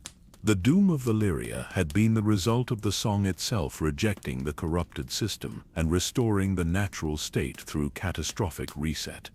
Aegon's conquest of Westeros was not about establishing Targaryen rule. Melara continued as more pieces of the puzzle fell into place. It was about positioning dragon-bonded consciousness in the location where the Song of Ice and Fire was strongest, where the balance between order and chaos was most delicate and required the most careful management. The Iron Throne had indeed been designed as a focus for this balancing work, but not in the way they had originally understood. It was not a tool for channeling human will against entity influence. It was a resonating chamber that amplified the natural harmonics of the song, allowing whoever sat upon it to perceive the balance between ice and fire and make decisions that would maintain stability rather than disrupting it. The three explorers understood now that their role in the cosmic drama was not yet complete. The severance had eliminated entity interference and restored the natural balance, but that balance required conscious maintenance by individuals who understood its principles and could act as conductors for the song. The knowledge they had gained through their journey into the depths of Valyria was not just historical information, it was operational training for the task of maintaining cosmic stability in a post-severance world. We cannot return to the surface world as ordinary scholars or treasure hunters, the faceless man said, understanding the weight of responsibility that now rested on their shoulders. We are the custodians of knowledge that is essential for the survival of consciousness itself. The Song of Ice and Fire must be maintained, and we are among the few individuals who understand how that maintenance is accomplished. But the task before them was not one that could be completed through individual action or even through the coordination of the three of them alone. The song operated on a global scale and required the participation of consciousness throughout the known world. They would need to find ways to share their knowledge without creating the kind of centralized control system that could be corrupted by future entity influence or by the simple human tendency toward dominance and exploitation. The song teaches itself to those who are ready to hear it, Daenora said, offering them guidance based on wisdom that had been preserved through the chaos of the Doom and the centuries that followed. Our role is not to control or direct the balance, but to serve as examples of how consciousness can participate in the song without losing its essential humanity. We must become teachers who help others discover their own capacity for maintaining the cosmic balance. As the Sunfire's systems completed their shutdown sequence and the harbor around them settled into the quiet stability of normal reality, the three explorers understood that they were standing at the beginning of a new chapter in the history of consciousness. The age of entity manipulation was over, but the age of natural balance was just beginning. The greatest challenge they faced was not the technical complexity of maintaining the Song of Ice and Fire, but the psychological difficulty of accepting responsibility for cosmic stability while remaining fundamentally human. They would need to find ways to serve as guardians of consciousness without becoming the kind of controlling influences that they had just worked to eliminate. The song was already beginning to reassert itself throughout the world, creating new patterns of cooperation and conflict that would maintain the balance between order and chaos. Their task was to help guide that process without trying to control it, to serve the greater good while preserving the individual freedom that made consciousness worth protecting in the first place. The journey back to the surface world began not with the Sunfire's dimensional technology, but with something far more profound and mysterious. As the three explorers prepared to leave the transformed harbor, they discovered that the volcanic passages that had brought them to the depths had fundamentally changed. Where once there had been carved stone corridors and magical barriers, now there were pathways of crystallized starlight that seemed to exist in multiple realities simultaneously. "The severance has altered the basic structure of this place," Denora explained, as they prepared for their ascent. "The nexus beneath the 14 flames is no longer just a geological formation. It has become a permanent gateway between the material world and the realm where the Song of Ice and Fire originates. This location will serve as a monitoring station for those who understand the need to maintain cosmic balance."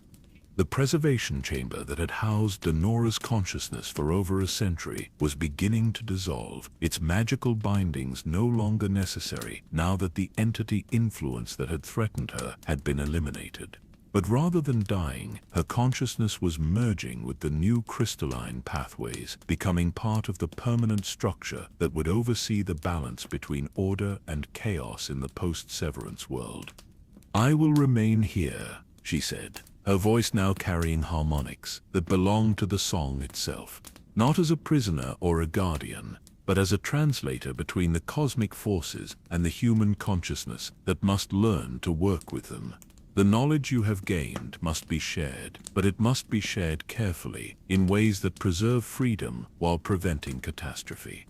As they ascended through the transformed passages, the three explorers began to understand how profoundly the world above had changed during their time in the depths. The magical energies that had once flowed through the ruins of old Valyria were gone, replaced by something more subtle but far more powerful. The Song of Ice and Fire was audible now to anyone who knew how to listen, a complex harmony that carried information about the state of consciousness throughout the known world. Through this cosmic music, they could perceive what was happening in distant locations as the natural balance reasserted itself. In Westeros, the political chaos that had consumed the continent for years was beginning to resolve into new patterns of cooperation and competition that served the greater good while preserving individual autonomy.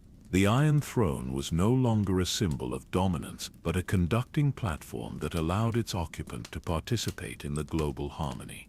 Daenerys Targaryen, they learned, had undergone a transformation that paralleled their own journey into cosmic understanding.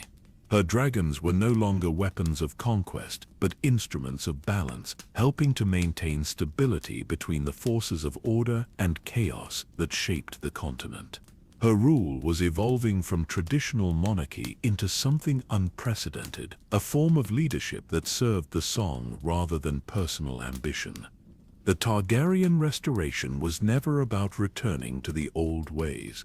Melara observed as they climbed through passages that showed them visions of the transformed world.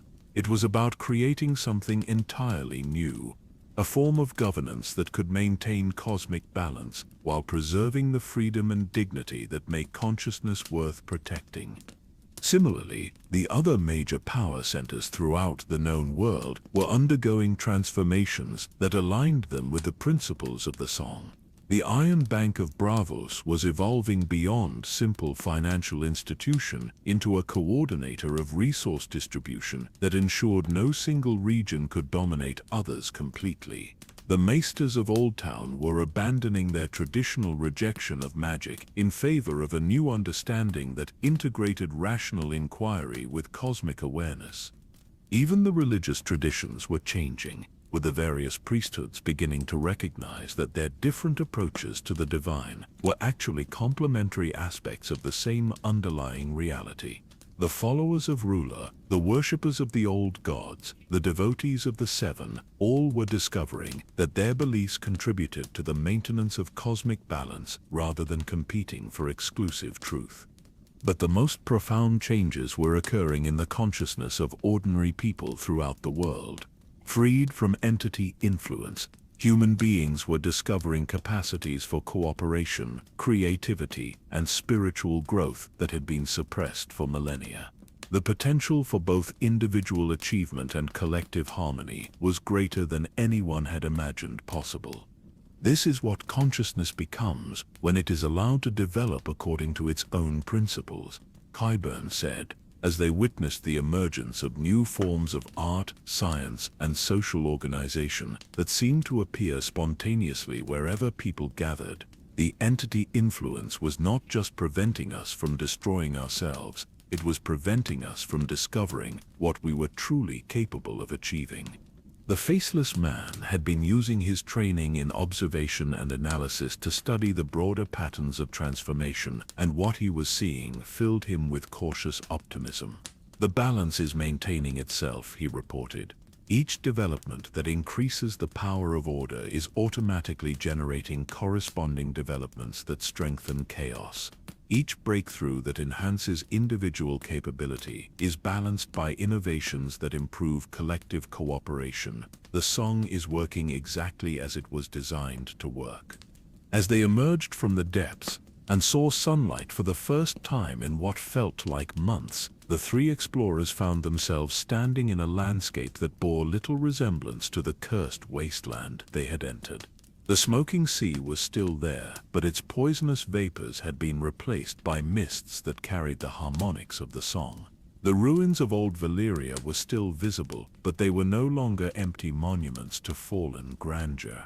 They were becoming something new, a center of learning and cooperation where people from all over the world could come to study the principles of cosmic balance. "The curse has been lifted," Melara said, breathing air that was clean and sweet, despite still carrying the volcanic scents that had defined this region for centuries. "But more than that, the purpose has been restored.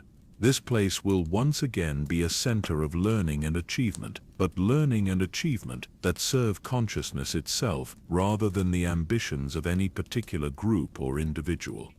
They could see ships approaching the restored harbor, vessels carrying scholars and diplomats and ordinary people who had been drawn to this location by dreams and visions that they did not fully understand. The Song of Ice and Fire was calling to consciousness throughout the world, inviting participation in the great work of maintaining cosmic balance. But the three explorers understood that their own role in this transformation was just beginning. The knowledge they had gained during their journey into the depths made them uniquely qualified to serve as teachers and guides for others who would need to understand the principles of the song. They would need to find ways to share what they had learned without creating new forms of dogma or control that could corrupt the natural balance they had worked to restore. "We must become examples rather than rulers," the faceless man said, understanding the delicate nature of their responsibility. People must discover the song for themselves through their own experience and their own choices. Our task is to provide guidance and support, not direction or control. Qyburn had been studying the new crystalline pathways that connected the restored Valyria to other centers of learning throughout the world, and he was beginning to understand how the post-Severance civilization would function. "Knowledge will flow freely between all centers of consciousness," he said. "No single location or tradition will be able to monopolize understanding or use it to dominate others. The song ensures that wisdom is shared rather than hoarded." But even as they celebrated the success of their mission and the restoration of natural balance, the three explorers remained aware that their work would never be truly complete. The Song of Ice and Fire was not a static system, but a dynamic one, constantly evolving and adapting to new challenges and opportunities. Each generation would need to discover its own relationship with the cosmic balance, and each individual would need to find their own way of participating in the greater harmony. "The price of freedom is eternal vigilance," Dianora's voice reached them from the depths where she had chosen to remain. Not vigilance against external enemies, but vigilance against the tendency of consciousness to forget its own capacity for both creation and destruction. The song will continue as long as people remember that they are responsible for maintaining the balance between order and chaos.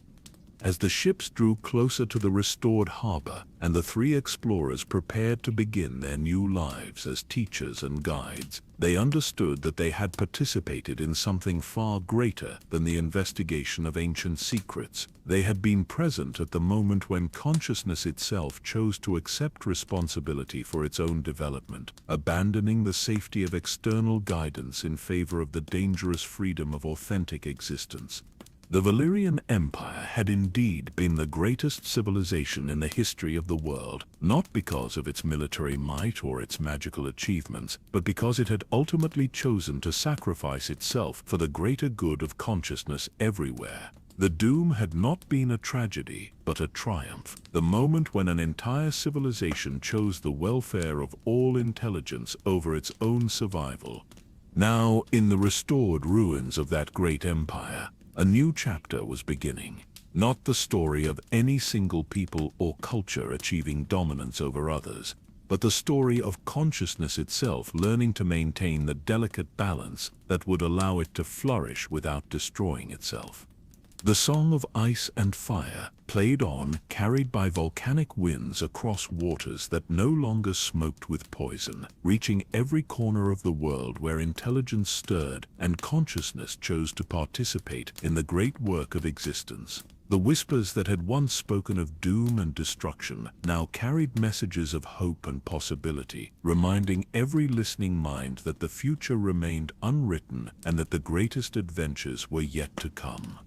In the deepest archives of the restored civilization, preserved for future generations who would face their own challenges and opportunities, the records of three explorers would serve as a reminder of what consciousness could achieve when it chose courage over safety, freedom over certainty, and responsibility over domination. The age of entities was over. The age of the song had begun, and in the balance between ice and fire, between order and chaos, between the individual and the collective, consciousness would continue its eternal dance toward whatever destiny it chose to create for itself. The sun was setting over the transformed landscape of old Valyria as the three explorers stood on the restored harbor pier, watching the first of many ships that would bring seekers and scholars to this renewed center of learning. The light that fell across the water was different now, carrying within it the subtle harmonics of the song that had become audible to anyone who truly listened. Where once there had been the ominous glow of cursed fires, now there was the gentle radiance of a world in balance. Qyburn felt a profound sense of completion as he looked out over waters that reflected not just the sky above, but somehow managed to show glimpses of all the realities that the song connected. His lifelong quest for forbidden knowledge had led him to the ultimate understanding that true wisdom lay not in accumulating secrets, but in learning when and how to share what had been discovered. The journals he would write about their journey would become the foundation texts for a new form of scholarship, one that balanced rigorous inquiry with cosmic responsibility. The knowledge we gained was never meant to be hoarded, he said quietly, watching as dolphins played in waters that had once been too toxic to support any form of life. Every secret we uncovered, every revelation that transformed our understanding, it was all preparation for this moment when we could begin teaching others to find their own relationship with the song. Melara had found her own peace in the realization that her scholarly pursuits had always been guided by something larger than academic curiosity. Her deep understanding of ancient languages and forgotten histories had prepared her perfectly for the role of translator between the cosmic forces and the human minds that needed to learn to work with them. She would spend her remaining years establishing schools where people could learn to perceive the harmonics that shaped reality itself. The ancients preserved their knowledge in ways that seem almost miraculous now, she said, her voice carrying the contentment of someone who had found their true calling. But they were not performing miracles. They were simply working in harmony with principles that we had forgotten how to perceive. Now that the song is audible again, anyone can learn to achieve what we once thought was impossible. The faceless man stood somewhat apart from his companions, his borrowed features peaceful in a way that suggested he had finally found the true purpose that his order had been seeking for centuries. The worship of the many-faced god had always been about serving the balance between life and death, but now he understood that this balance was part of the larger cosmic harmony that the song maintained. "Death is not the opposite of life," he said, speaking with the authority of someone who had looked into the spaces between realities and seen what lay beyond. It is life's way of participating in the eternal cycle of renewal that keeps consciousness fresh and vital. Every ending makes space for new beginnings, and every beginning carries within it the seeds of eventual transformation. As the evening deepened and the first stars appeared in a sky that seemed somehow more vast and welcoming than it had been in centuries, the three companions found themselves naturally drawn to different areas of the harbor. Not because they were parting ways, but because each of them had found their own unique frequency within the cosmic harmony and needed to begin establishing the resonance that would allow others to find them. The ships that approached carried people from every corner of the known world, individuals who had been touched by dreams and visions that they could not explain but knew they needed to follow. Former slaves from Slaver's Bay who had felt the call to understand true freedom. Noble houses from Westeros who sought to learn forms of leadership that served the greater good rather than personal ambition. Merchants from the free cities who wanted to discover trading practices that enriched everyone involved rather than exploiting the vulnerable. But there were also children among the passengers, young minds that had never known the subtle constraints of entity influence and were therefore naturally attuned to the harmonics of the song. These children would become the first generation to grow up in full harmony with the cosmic balance, and their development would show the world what consciousness could achieve when it was allowed to unfold according to its own deepest principles. "Listen," Malara said softly, as the children disembarked, and their laughter echoed across the harbor. "They are already singing, not with words or melodies that we can recognize, but with the pure joy of consciousness that knows itself to be free and supported and infinite in its potential." The sound of children's laughter blended with the gentle lapping of waves against the pier, with the distant calls of seabirds that had returned to waters now clean enough to support abundant life, with the soft whisper of wind through the crystalline structures that had grown where the old ruins once stood. All of these sounds were part of the song. Different voices in a harmony that encompassed every form of consciousness that chose to participate.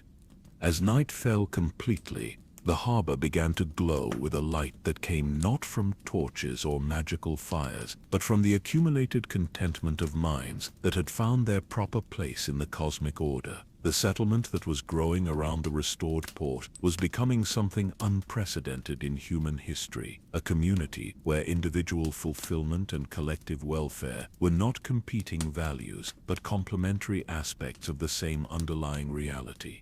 Qyburn made his way to the archives that were being established in one of the new crystalline buildings, where he would begin the work of documenting their journey in ways that would preserve not just the facts of what had happened, but the deeper understanding that had made their success possible. Future generations would need these records not as religious texts to be followed blindly, but as starting points for their own explorations into the nature of consciousness and cosmic responsibility.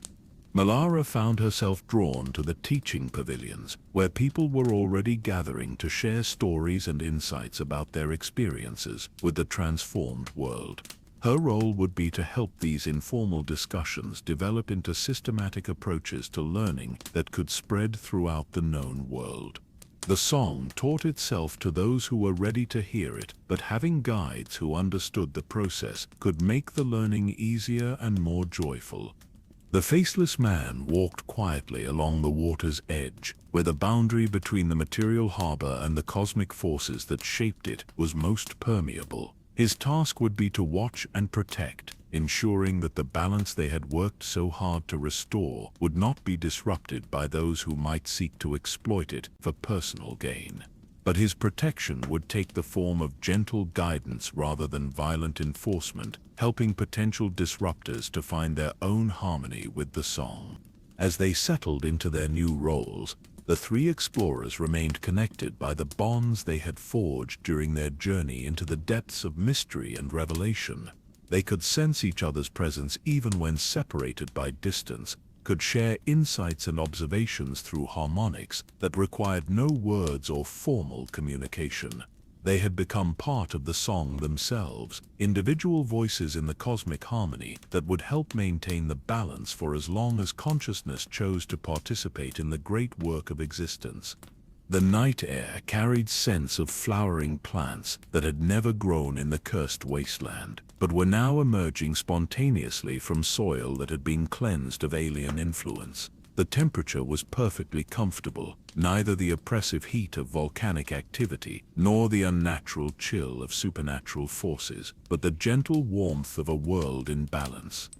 Above them, the stars seemed closer and more welcoming than they had been in centuries, as if the cosmos itself was celebrating the liberation of consciousness from external manipulation. The constellations appeared to be singing, their ancient light carrying messages of encouragement and support for the brave experiment in freedom that was beginning in the restored ruins of the greatest empire the world had ever known. In the harbor, the ships that had brought the first wave of seekers rocked gently at anchor, their passengers already beginning to explore the new community that was forming around them. Tomorrow would bring more ships, more people who had felt the call to participate in whatever was happening in this transformed place. The harbor would grow, the settlement would expand, the influence of the restored balance would spread outward in ripples that would eventually encompass the entire world. But tonight was for rest and reflection, for the quiet satisfaction of work well done and challenges successfully met. The three explorers who had descended into the depths as treasure hunters and scholars had emerged as something far greater custodians of cosmic balance, teachers of the song that maintained harmony between all forms of consciousness. The whispers that had once spoken of doom and catastrophe now carried lullabies of peace and possibility. The flames that had burned with alien hunger now flickered with the gentle warmth of consciousness that knew itself to be loved and supported by the very structure of reality. The empire that had fallen in spectacular destruction had been reborn as something far more beautiful and enduring, a community of free minds working together to maintain the delicate balance that allowed existence itself to flourish. As sleep began to claim the harbor and its new inhabitants, the song of ice and fire continued its eternal performance, weaving through dreams and carrying messages of hope to every corner of the world where consciousness stirred and chose to participate in the great adventure of authentic existence. The age of entities was over. The age of the song had begun, and in the peaceful darkness of a world finally free to determine its own destiny, consciousness rested and prepared itself for whatever wonders tomorrow might bring. The greatest empire the world had ever known lived on, not in monuments or treasures or political dominance, but in the knowledge that consciousness could choose its own path and maintain its own balance, creating beauty and meaning and joy that no external force could diminish or destroy. In the gentle rhythms of waves against stone, in the soft breathing of sleeping children, in the distant harmony of stars singing across the void, the true legacy of old Valyria continued its eternal song, reminding every listening heart that the greatest adventures were always just beginning.